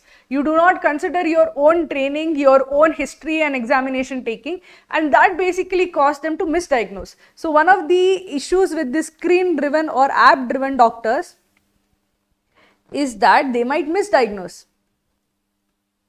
So there is the risk of misdiagnosis, and what the study basically said that there was no replacement for a human taking the examination, human doctor taking the examination, for taking history taking. All of this had to be done at a human level because that critical thinking is necessary for the right diagnosis as such. So one of the examples is given how screen driven doctors essentially had a misdiagnosis because they were screen driven.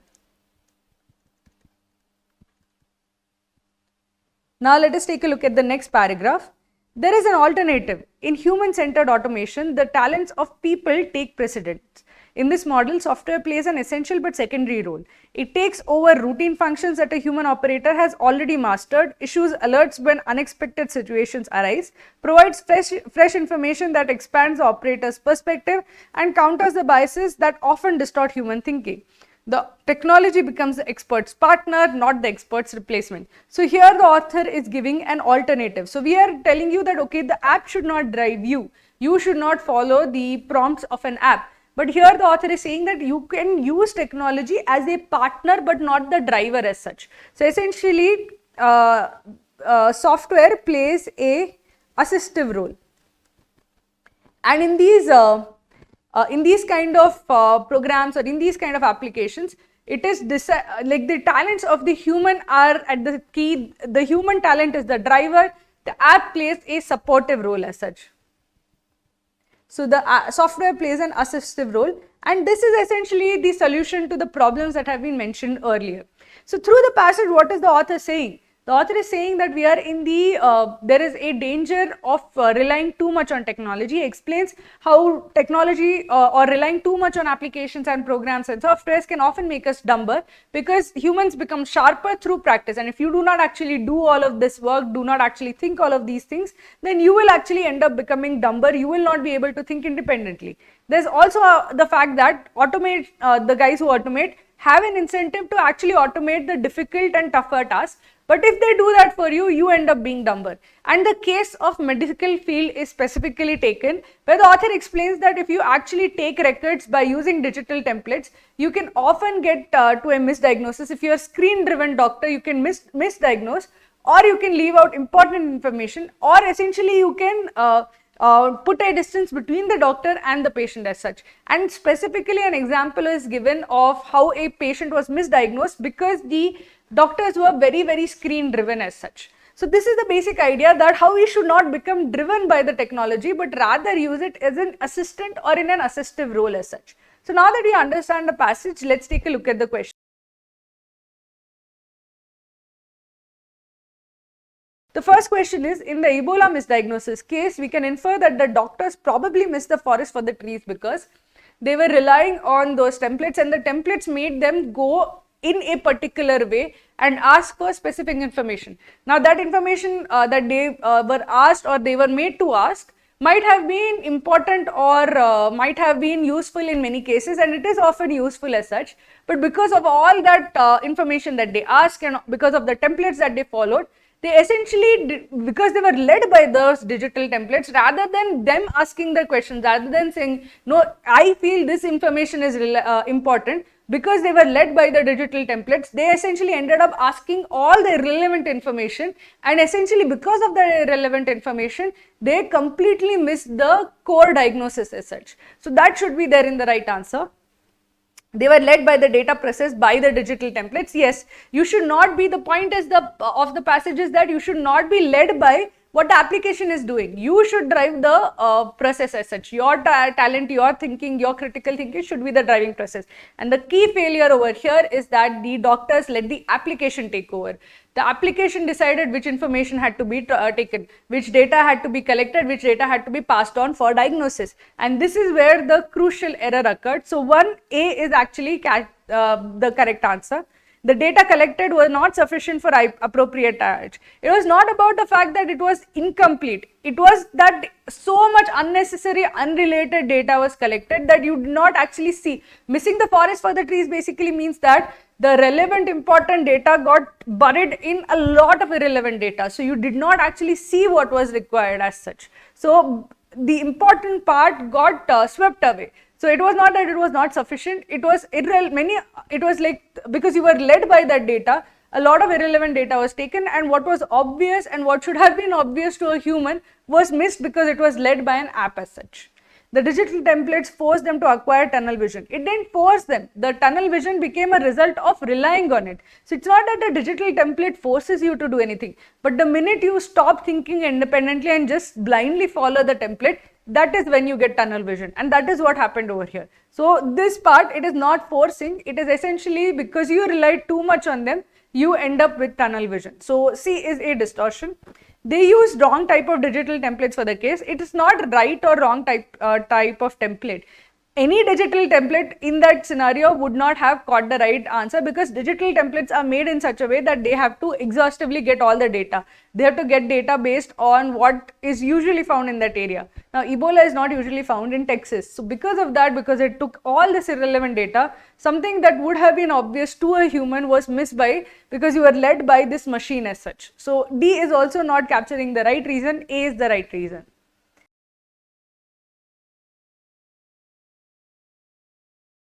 In the context of the passage, all of the following can be considered examples of human-centered automation, except. So basically, human-centered automation is basically you have to, the technology has to play an assistive role. It has to be a partner, it has to help, and the human drives the technology. The talent is what drives the technology, not the app. The app should not be taking decisions, the app should not be the driving force as such. The app or the software should play a secondary role. The talents of the people take precedence as such. So people are in control, the software plays an assistive role. This primary secondary relationship should be there. So let's take a look at the options.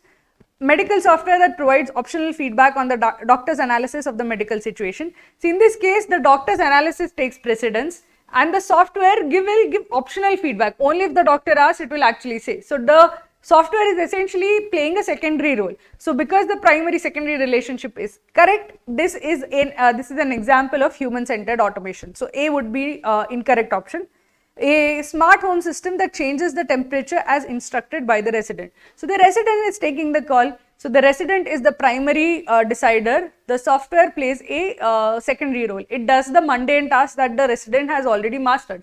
The resident will know this is the temperature that I want. So the decision is not made by the smart home system, it is made by the resident. So B is also an example of human-centered automation. Software that auto-completes text when user writes an email. Now, autocomplete is not a form of human-led automation, because here the text completes before the human has even had a chance to write it.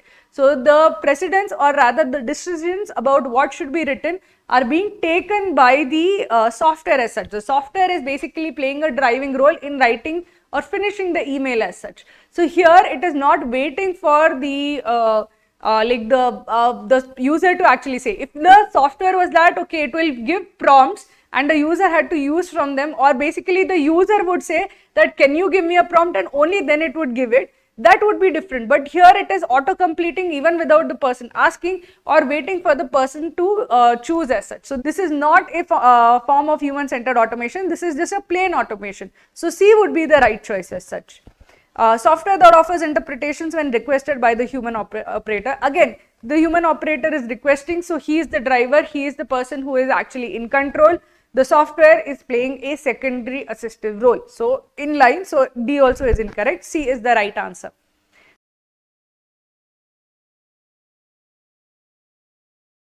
From the passage, we can infer that the author is apprehensive about the use of sophisticated automation for all of the following reasons except that. So the author says that you will become dumber, you will use less of your thinking skills, you will lead to misdiagnosis, you will not understand, like you will be too driven by the app so that you will not be able to think independently as such. All of those are concerns that have been raised by the author. So let's take a look at the options. It stunts the development of its users. Yes, the author says that we become better through practice, and if you are not allowed to practice, if the task is done by the automation, then you will become, you will not be as sharp, your development will be stunted. So essentially software is actually short circuiting their thinking and learning. So this is given, or this is highlighted as one of the drawbacks of automation. It could mislead people, it misled the doctors into a misdiagnosis. Because of that, those templates, they were misled as such. So this is also highlighted as a drawback. Computers could replace humans. This has not been suggested anywhere. The author is not worried about computers replacing humans or like automation causing job loss or anything of that sort. He is basically worried about how this impacts human thinking. That human thinking is becoming stunted, it is becoming misdirected, it is becoming less intensive as such. So this is not highlighted as a reason for being apprehensive about sophisticated automation. So C would be the right answer. It stops users from exercising their mind, which he has also mentioned that we become better through practice. If we do not allow the exercise of mind, we'll become, it will essentially impact our ability to think as such. So this has also been given. C is the only one which has not been given. So C is the right answer.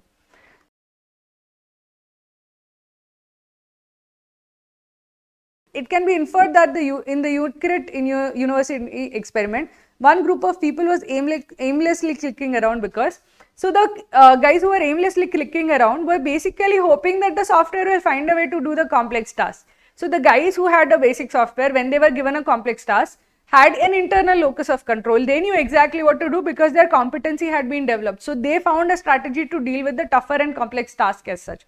Those guys who were entirely reliant on the software did not have any of those skills or competencies. So they were just clicking on the application, hoping the application will find a way, because till now the application was doing everything as such, right? So that was the point. Why were they aimlessly clicking around? They were hoping the application would find a way of doing the tougher task also. So that was the reason why they were doing that. They did not have the skill set to address complicated tasks. It was not about a skill set, okay? It is about the mindset. The first group already knew that they have to do all the tasks. They knew that they had to build the competency. The critical thinking was already exercised. So that is why they were ready to do it. It was not that they first group had skill set, other group didn't have the skill set or didn't have the ability.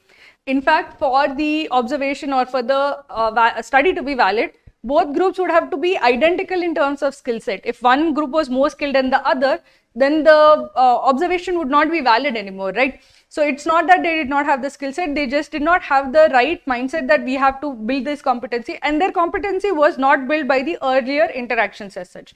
So A is incorrect. They were hoping that the software would help carry out the task. Exactly why they were clicking. They were hoping that the task would be done for them.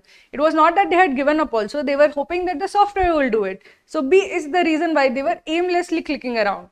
The other group was carrying out the task more efficiently. So now they wouldn't know whether the other group was doing it more efficiently or not. This information is beyond what is actually given in the passage. And that would also not be the reason for clicking around as such. You would click around only if you thought the application had some way of handling the task. They wanted to avoid making mistakes. Again, out of scope of the passage, easy to eliminate. So option B is the right answer.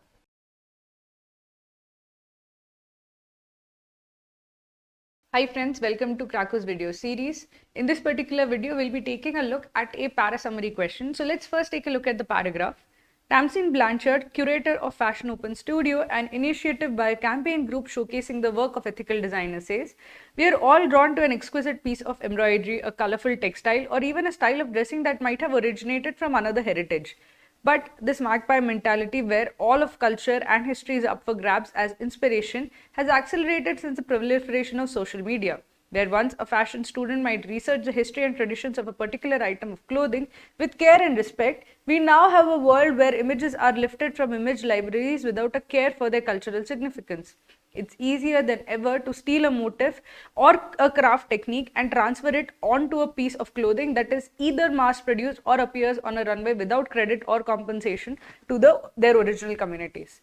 So if you see the paragraph, what is the paragraph saying? The paragraph is describing a problem.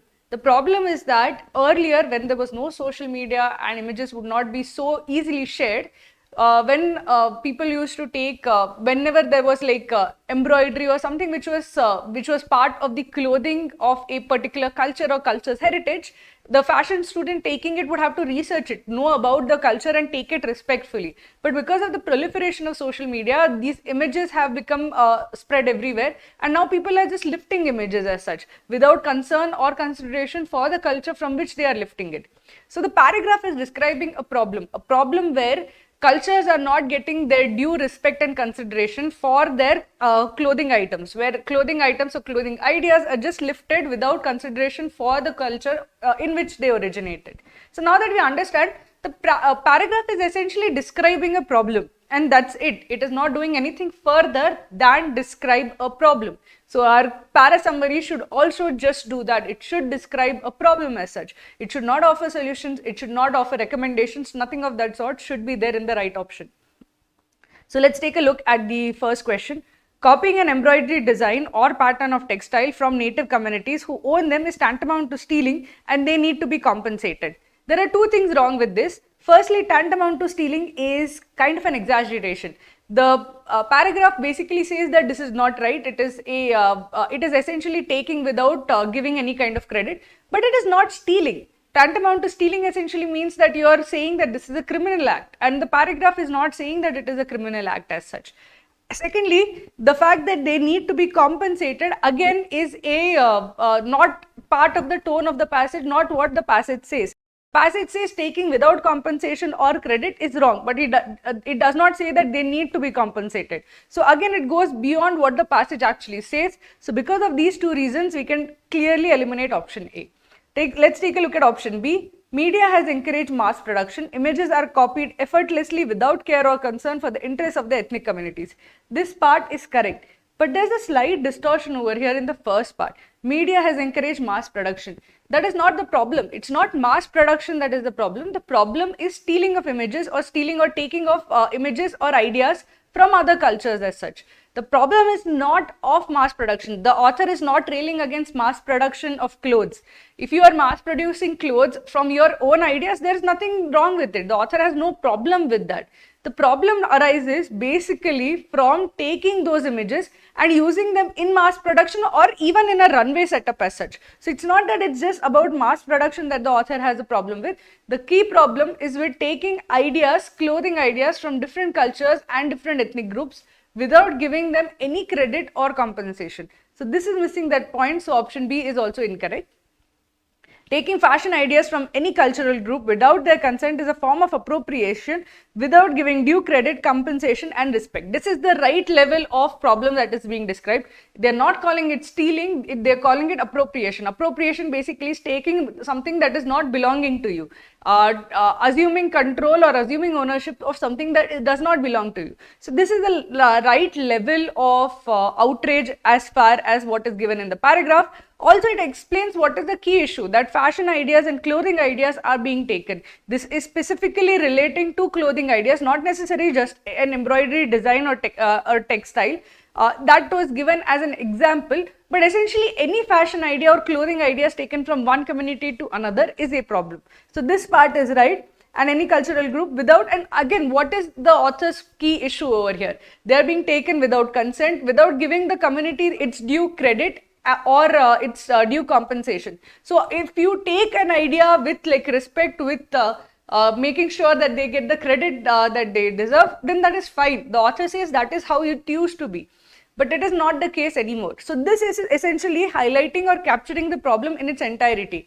Taking something that does not belong to you without credit, without compensation, without any respect for it is what is wrong with the whole process as such. Let's take a look at option D also. Cultural collaboration is the need of the hour. Beautiful design ideas of indigenous people need to be showcased and shared worldwide. Now this is a prescription. The entire paragraph was just a problem description, but the author did not say what should be done. This entire thing lies entirely outside the paragraph's ambit because it tells you what should be done. The author has not mentioned anything of what should be done or what is the need of the hour. Nothing of that has been mentioned as such. So D is clearly wrong. When you are given a problem, the solution to that problem is not the summary. The solution to the problem is extraneous to what is given in the paragraph as such. So D is clearly incorrect. So C is the right answer.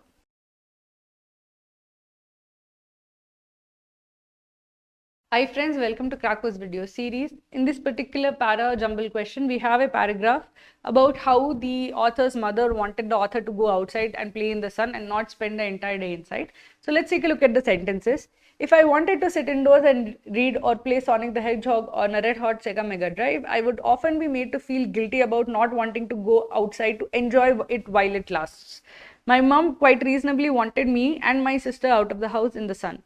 Tales of my mom's idyllic sounding childhood in the Sussex countryside, where trees were climbed by 8 a.m. and streams navigated by lunchtime, were passed down to us like folklore.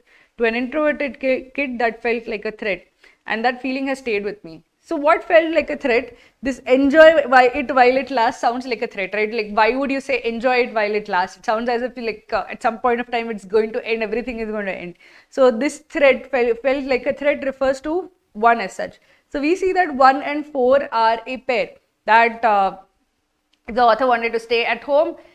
They were basically told that you have to go outside and enjoy it while it lasts, and it felt like a threat that you have to go outside and you have to enjoy it, otherwise everything is going to end. So this is basically explaining how the author's mom dealt with their wanting to stay inside on a sunny day as such. Now the fact is that you have to introduce what the author's mom wanted them to do. She wanted them to get out of the house and play in the sun. And she basically used to say that when I was your age, I used to actually go to these climb trees and streams, cross streams, etc, etc. So 2 basically introduces the topic that the author's mom wanted them out of the house, and 3 basically was how she used to encourage them to leave. And 1-4 basically tells you how she would react if they wanted to stay in. If they wanted to stay in, she would basically make them feel bad about it. So 2 tells you or introduces you to the topic. 3 tells you how the mother used to try to convince them to go, basically telling about her own idyllic childhood in the sun. And 1-4 tells her response to them wanting to stay in. So the correct order of sentences is 2, 3, 1, 4.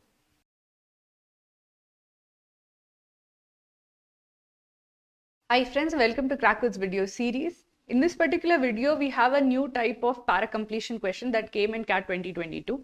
So in this basic type of para-completion question, you have to find the right place in which you have to insert a particular sentence from the, a sentence has been removed from a paragraph, and you have to actually find out where that sentence was removed from. So you have to say, was it removed from position 1, position 2, position 3 or position 4. So essentially you have to find where would this particular sentence fit in the given paragraph. So let's take a look at the first sentence. When people socially learn from each other, they often learn without understanding why what they are copying, the beliefs, behaviors and technology and know-how works. So essentially this sentence is describing a form of social learning where you blindly copy those who are around you. So let's take a look at the paragraph as such. The dual inheritance theory says that inheritance is itself an evolutionary system. It has variation. What makes us a new kind of animal and so different and successful as a species is we rely heavily on social learning to the point where socially acquired information is effectively a second line of inheritance, the first being our genes. People tend to home in on who seems to be the smartest or the most successful person around, as well as what everybody seems to be doing. The majority of people have something worth learning. When you repeat this process over time, you can get around the world cultural packages, beliefs or behaviors or technology or other solutions that are adapted to the local conditions. People have different psychologies effectively. So essentially what is being mentioned over here, that we have two forms of learning. One is our genes, and the second form of learning is social learning. You tend to figure out who is the smartest person and you basically copy their behavior, and when you see when the majority starts behaving the way the rest of the or successful people behave, or the rest of the majority is behaving, you start getting cultures formed from this copying mechanism as such. So firstly we have to figure out that where should it the line should be before what sentence. So if we see this part over here, okay, that when majority of people start doing this, cultural packages, this process over time, you can see around the world cultural packages, beliefs or behaviors. So this basically leads to these cultural packages, beliefs or behaviors, or technology or other solutions. So basically this is telling you the result of the copying mechanism mentioned in the given statement, which means that this statement should precede this particular part. So essentially it should not be 4, because this statement, the process should be described before the result of the process is given. This process is repeated over time refers to the fact that you are blindly copying, and once you start blindly copying, what results is a cultural package resulting from beliefs, behaviors that you had copied earlier. So essentially it cannot be 4, it has to be 1, 2 or 3. If you see the first sentence, this dual inheritance theory, it is an introductory line. It is telling you that we have two lines of learning. First is our genes and second is social learning. So it is essentially introducing social learning, which is mentioned over here. So that means that this introduction should come before the actual topic or the process of social learning is essentially discussed. The introduction of social learning should come before the process description as such. So essentially it can't be 1 also, it has to be either 2 or 3. First you describe what is the process of what is social learning, and then you describe the process. If you see whether is it 2 or is it 3, so if you see, the sentence basically says that when people learn socially from each other, they are basically blindly copying what others are doing. And who do they copy? That is described over here. They first see who is successful around them, and they also see what is the majority doing as such. So firstly, sentence tells you that they don't know why something works. They just blindly copy those who are successful around them. And once they start doing this process over and over again, you get the cultural packages. So firstly, this sentence tells you what is not happening. This learning or social learning that we are doing is not some kind of thought out learning, or you're not actually thinking through why you're learning something. You're blindly learning because that is what the successful people are doing. That is what the majority is doing. So essentially this explains or adds detail to this line as such. So this line, this line as such should come after the given line, which means that the correct answer is not 3, the correct place for it is 2. You should explain what is the process, that you don't actually know why you are learning something socially. You learn it because you are basically absorbing from those who are successful around you, from the majority as such. And if this process repeats enough number of times, you see cultural packages being formed. So that is the sentence. The correct place for this given sentence is option 2. Then you get a coherent paragraph. You first introduce what is the topic. That is, we have two lines of learning, social learning and genes. Social learning happens when we do social learning, we don't exactly know why that particular know-how, or we don't often learn without understanding why that something works. We learn by basically copying those who are successful around us, copying the majority as such. And when it is done often enough, what happens is that you have cultural packages. So that is the essential point. So the correct option to choose is option B.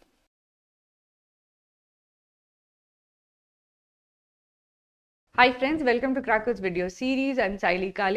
In this particular video, we'll be taking a look at a para summary question which is talking about how the alphabetical order of numbering things came into being. So let's take a look at the passage. To defend a sequence of alphabetization may seem bizarre. So obvious is its application that it is hard to imagine a reference catalog or listing without it. But alphabetical order was not an immediate consequence of the alphabet itself. So what is the author saying? That to think, okay, how did the use of alphabetical order, so basically ordering say books etc. in the alphabetical order, it seems like so obvious, we don't need to defend it. Obviously if you have books you would put them in alphabetical order. But that is not what was the case. Even when the alphabet was introduced and accepted, the alphabetical order was not necessarily accepted as such. In the Middle Ages, deference to ecclesiastical tradition left scholars reluctant to categorize things according to the alphabet. To do so would be a rejection of the divine order. The rediscovery of the ancient Greek and Roman classics necessitated more efficient ways of ordering, searching and referencing texts. Government bureaucracy in the 16th and 17th century quickened the advance of the alphabetical order, bringing with it pigeonholes, notebooks and card indexes. So essentially it was, you might think that it is obvious that we have to switch to the alphabetical order, but that was not the case. Why did people not switch to the alphabetical order though they had the alphabet? Because they had these hang-ups from earlier, religious beliefs that you should sort only according to like divine order, etc. Also, only when it was actually absolutely necessary for to find a efficient way, when you had to actually categorize the newly found rediscovery of the ancient Greek and Roman classes, when it became necessary to reclassify according to the alphabetical order, then only it was actually taken. And once it was taken, the government bureaucracy pushed for it as such. So essentially 2 points should be there. Alphabetical order was not immediately adopted. Not immediately adopted after the alphabet came into being.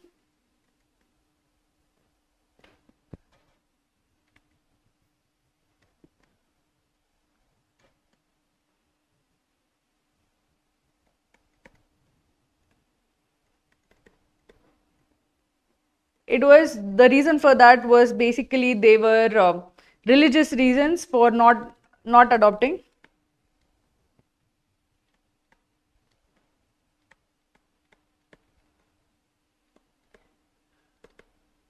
It was finally adopted when there was no way around not adopting. Basically, when you had to adopt, only then did they actually adopt the alphabetical order. Adopted only when it became a necessity. So your correct parasummary question should have these 3 points, or at least 2 of these 3 points. Anything which does not have even 2 of these 3 points can be eliminated. So let's take a look at the options. Unlike the alphabet, once the efficacy of the alphabet sequence became apparent to scholars and administrators, its use became widespread. Completely the opposite of what is given, that it did not become its efficacy, it was not adopted. Even though the alphabet was discovered, the alphabetic order was not adopted. So opposite of what is given in the paragraph, so easy to eliminate. The alphabetic order took several centuries to gain common currency because of religious beliefs and a lack of appreciation for its efficacy in the ordering of things. This is correct. Basically, it is given that it was in the Middle Ages, only when it was like the Greek and Roman classics were rediscovered, and then 16th and 17th century it was actually pushed as such. So it is true that it took several centuries to basically become accepted. So this part is correct, that it did not become an immediate norm or way of doing things, and the reason for the resistance was basically religious belief that books should be sorted according to alphabetic religious divine order, and also because it was not absolutely necessary. Only when it became absolutely necessary did they actually shift to the more efficient system. So this is correct. The first part is given. The second part is also there. Adopted only when it became necessary is kind of implied by the thing, by the fact that only when the efficiency was absolutely needed did you actually switch. So third point is not exactly covered, but 2 of the 3 points are properly covered. So I'd say this is a good enough summary. So I'd say B would be a good enough summary. Let's take a look at option C and D as well. The ban on the use by scholars of any form of categorization but the divinely ordained one delayed the adoption of the alphabetic sequence by several centuries. Was there a ban? Scholars were reluctant. Deference for ecclesiastical tradition left scholars reluctant to categorize things according to the alphabet. To do so would be the rejection of divine order. So was there a ban, or was this just a hesitancy on the part of scholars? Were they reluctant to do, or were they forbidden to do? They were just reluctant to do it. So it's not that they were forbidden to do it according to the alphabetical order. So this ban on the use is clearly a distortion, so you can eliminate option C. While adoption of the written alphabet was easily accomplished, do we know that this was easily accomplished? It is just given that this was accomplished, but even after this was accomplished, the alphabetical order did not become common usage. So this first part is actually not given at all in the paragraph. It took scholars several centuries to accept the alphabetical sequence as a useful tool in the work. This second part is true, but the first part is not given in the passage at all. So because of this, because this is outside the passage as such, we can eliminate option D. Option B would be the right answer.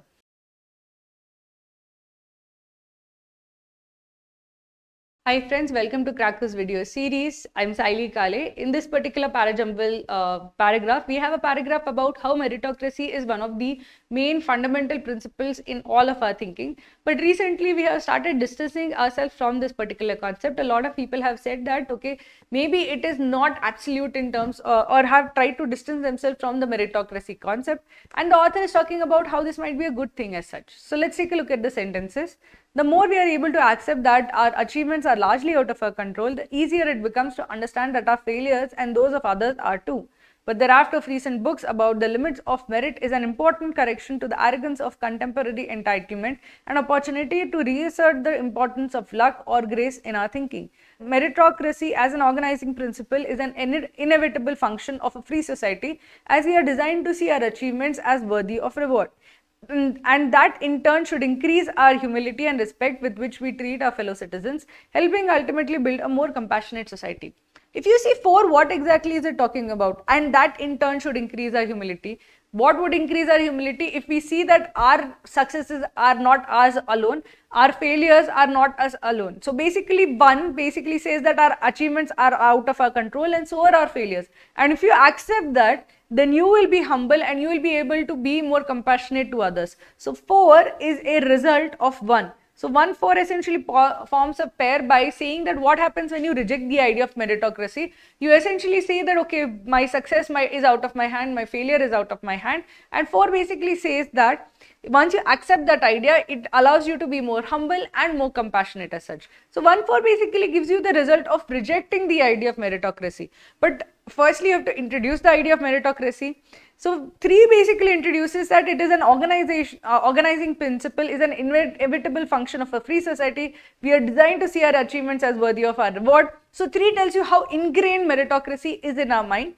But 2 says that, you know what, but there's been a recent movement that has tried to move us away from it. The recent after a raft of recent books about the limits of merit is an important correction to the arrogance of contemporary entitlement and opportunity to reassert the importance of luck or grace in our thinking. So 3 basically says that meritocracy is very ingrained, but a recent spate of books is basically trying to remove that idea by saying that luck plays a role, grace plays a role, and all of these are something that are out of our hands. So 3 introduces the topic and 2 introduces the shift that is occurring. 1 introduces the consequences of the shift, that if you move away from the idea of meritocracy, what happens? So 3-2 essentially started by saying that, okay, there's a move away from meritocracy. 1-4 tell you the result of the move away from the meritocracy. So 3-2-1-4 give you a coherent paragraph.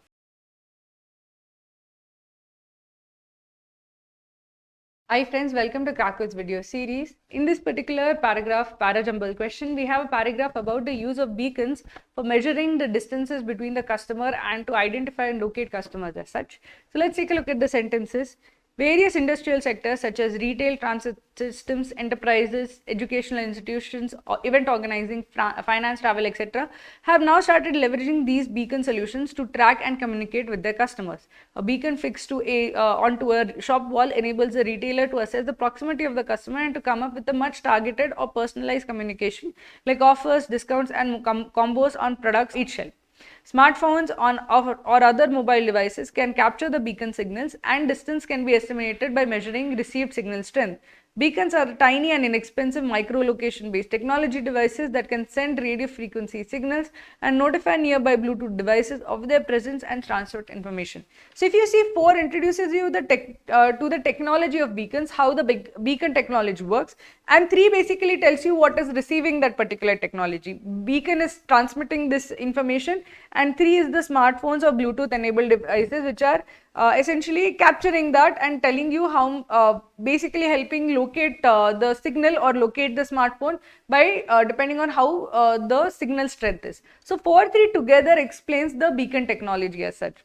1 and 2 essentially give you the application of the beacon technology. 1 essentially starts by saying this beacon technology has been, these beacon solutions have been leveraged. So essentially 1 has to be after 4 and 3 in some way as such. Either it should be 4-3, 2-1 or 4-3-1-2 as such. If you see these 2 particular orders as such, One gives you the general overall possible applications, that there's retail, transit systems, many applications, and 2 gives you one specific application of a retail store. So it goes from general, one is general, to the specific in 2. So the order should not be 4, 3, 2, 1, it should be 4, 3, 1, 2, where 4, 3 gives you the technology, the description of the technology, 1 tells you all the applications, and 2 gives you a detailed description of one application, that is the retail application. So the order of the sentences should be 4, 3, 1, 2.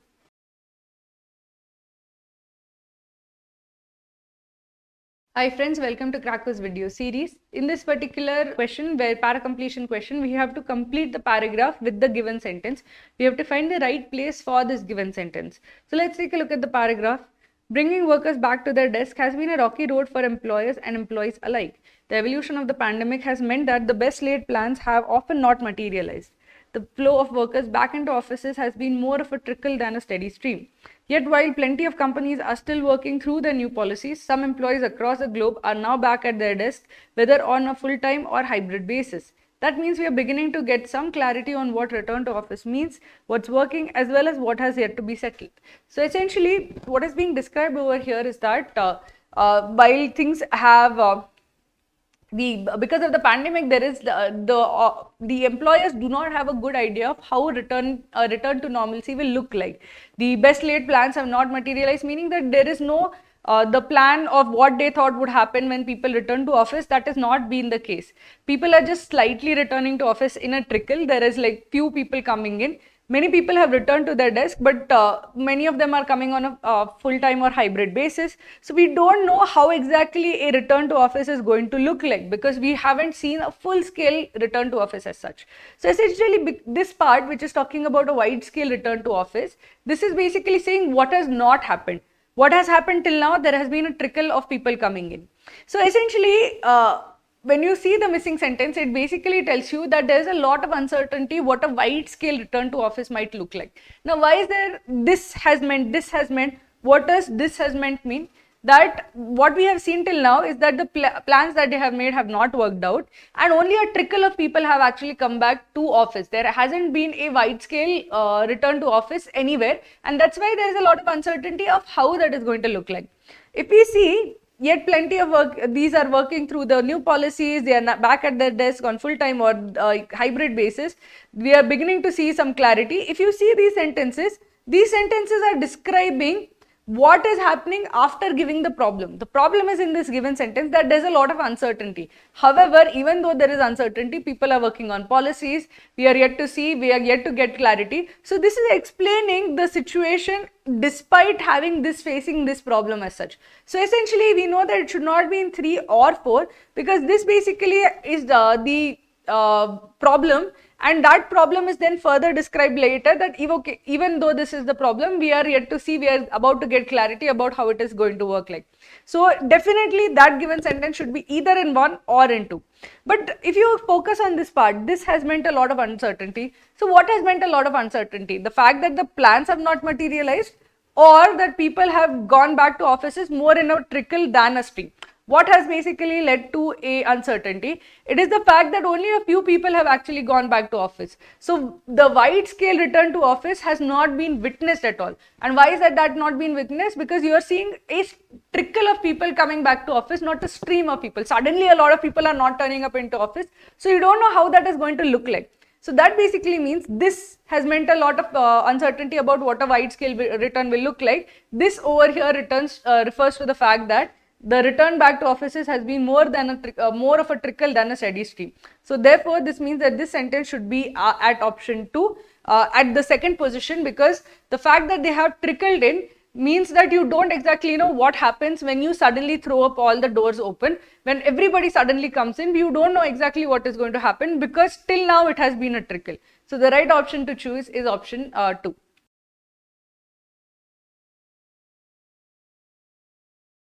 Hi friends, welcome to Cracku's video series. In this particular para summary question, we have a paragraph about how The comedian Rowan Atkinson does not agree with cancel culture, especially cancel culture's belief that you should not joke about somebody who is lower down on the ladder, or you should only make jokes about those who are higher up in the ladder.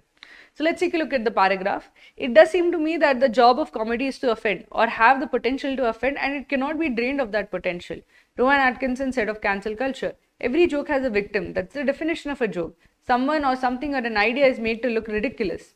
The Netflix star continued, I think you've got to be very, very careful about saying that you're allowed to make jokes about. You've always got to kick up. Really, he added, there are lots of extremely smug and self-satisfied people in what would be deemed lower down in society who also deserve to be pulled up. In a proper free society, you should be allowed to make jokes about absolutely anything.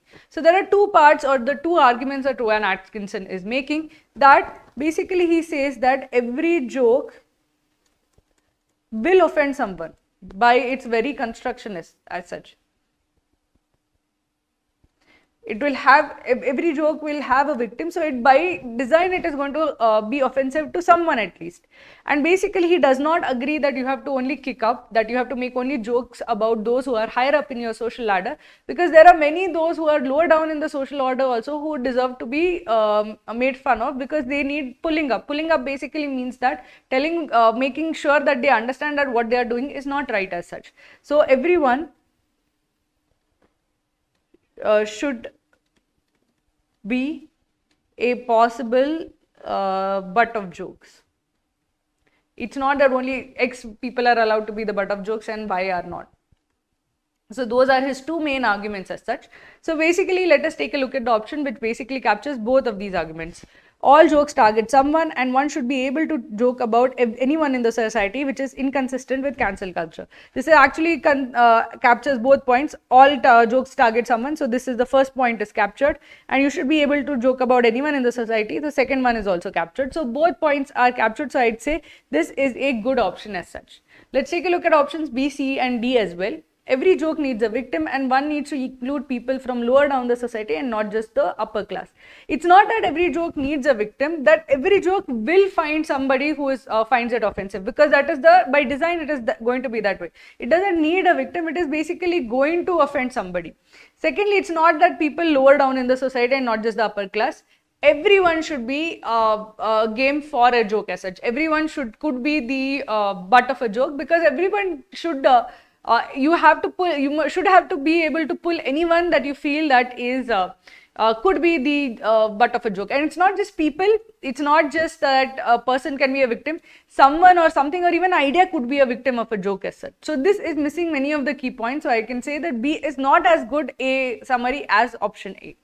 Victims of jokes must not be politicians and royalty, but also arrogant people from lower classes should be mentioned by comedians. So firstly, the first point that every joke will offend someone is missing, and it's adding these kind of external things like politicians and royalty.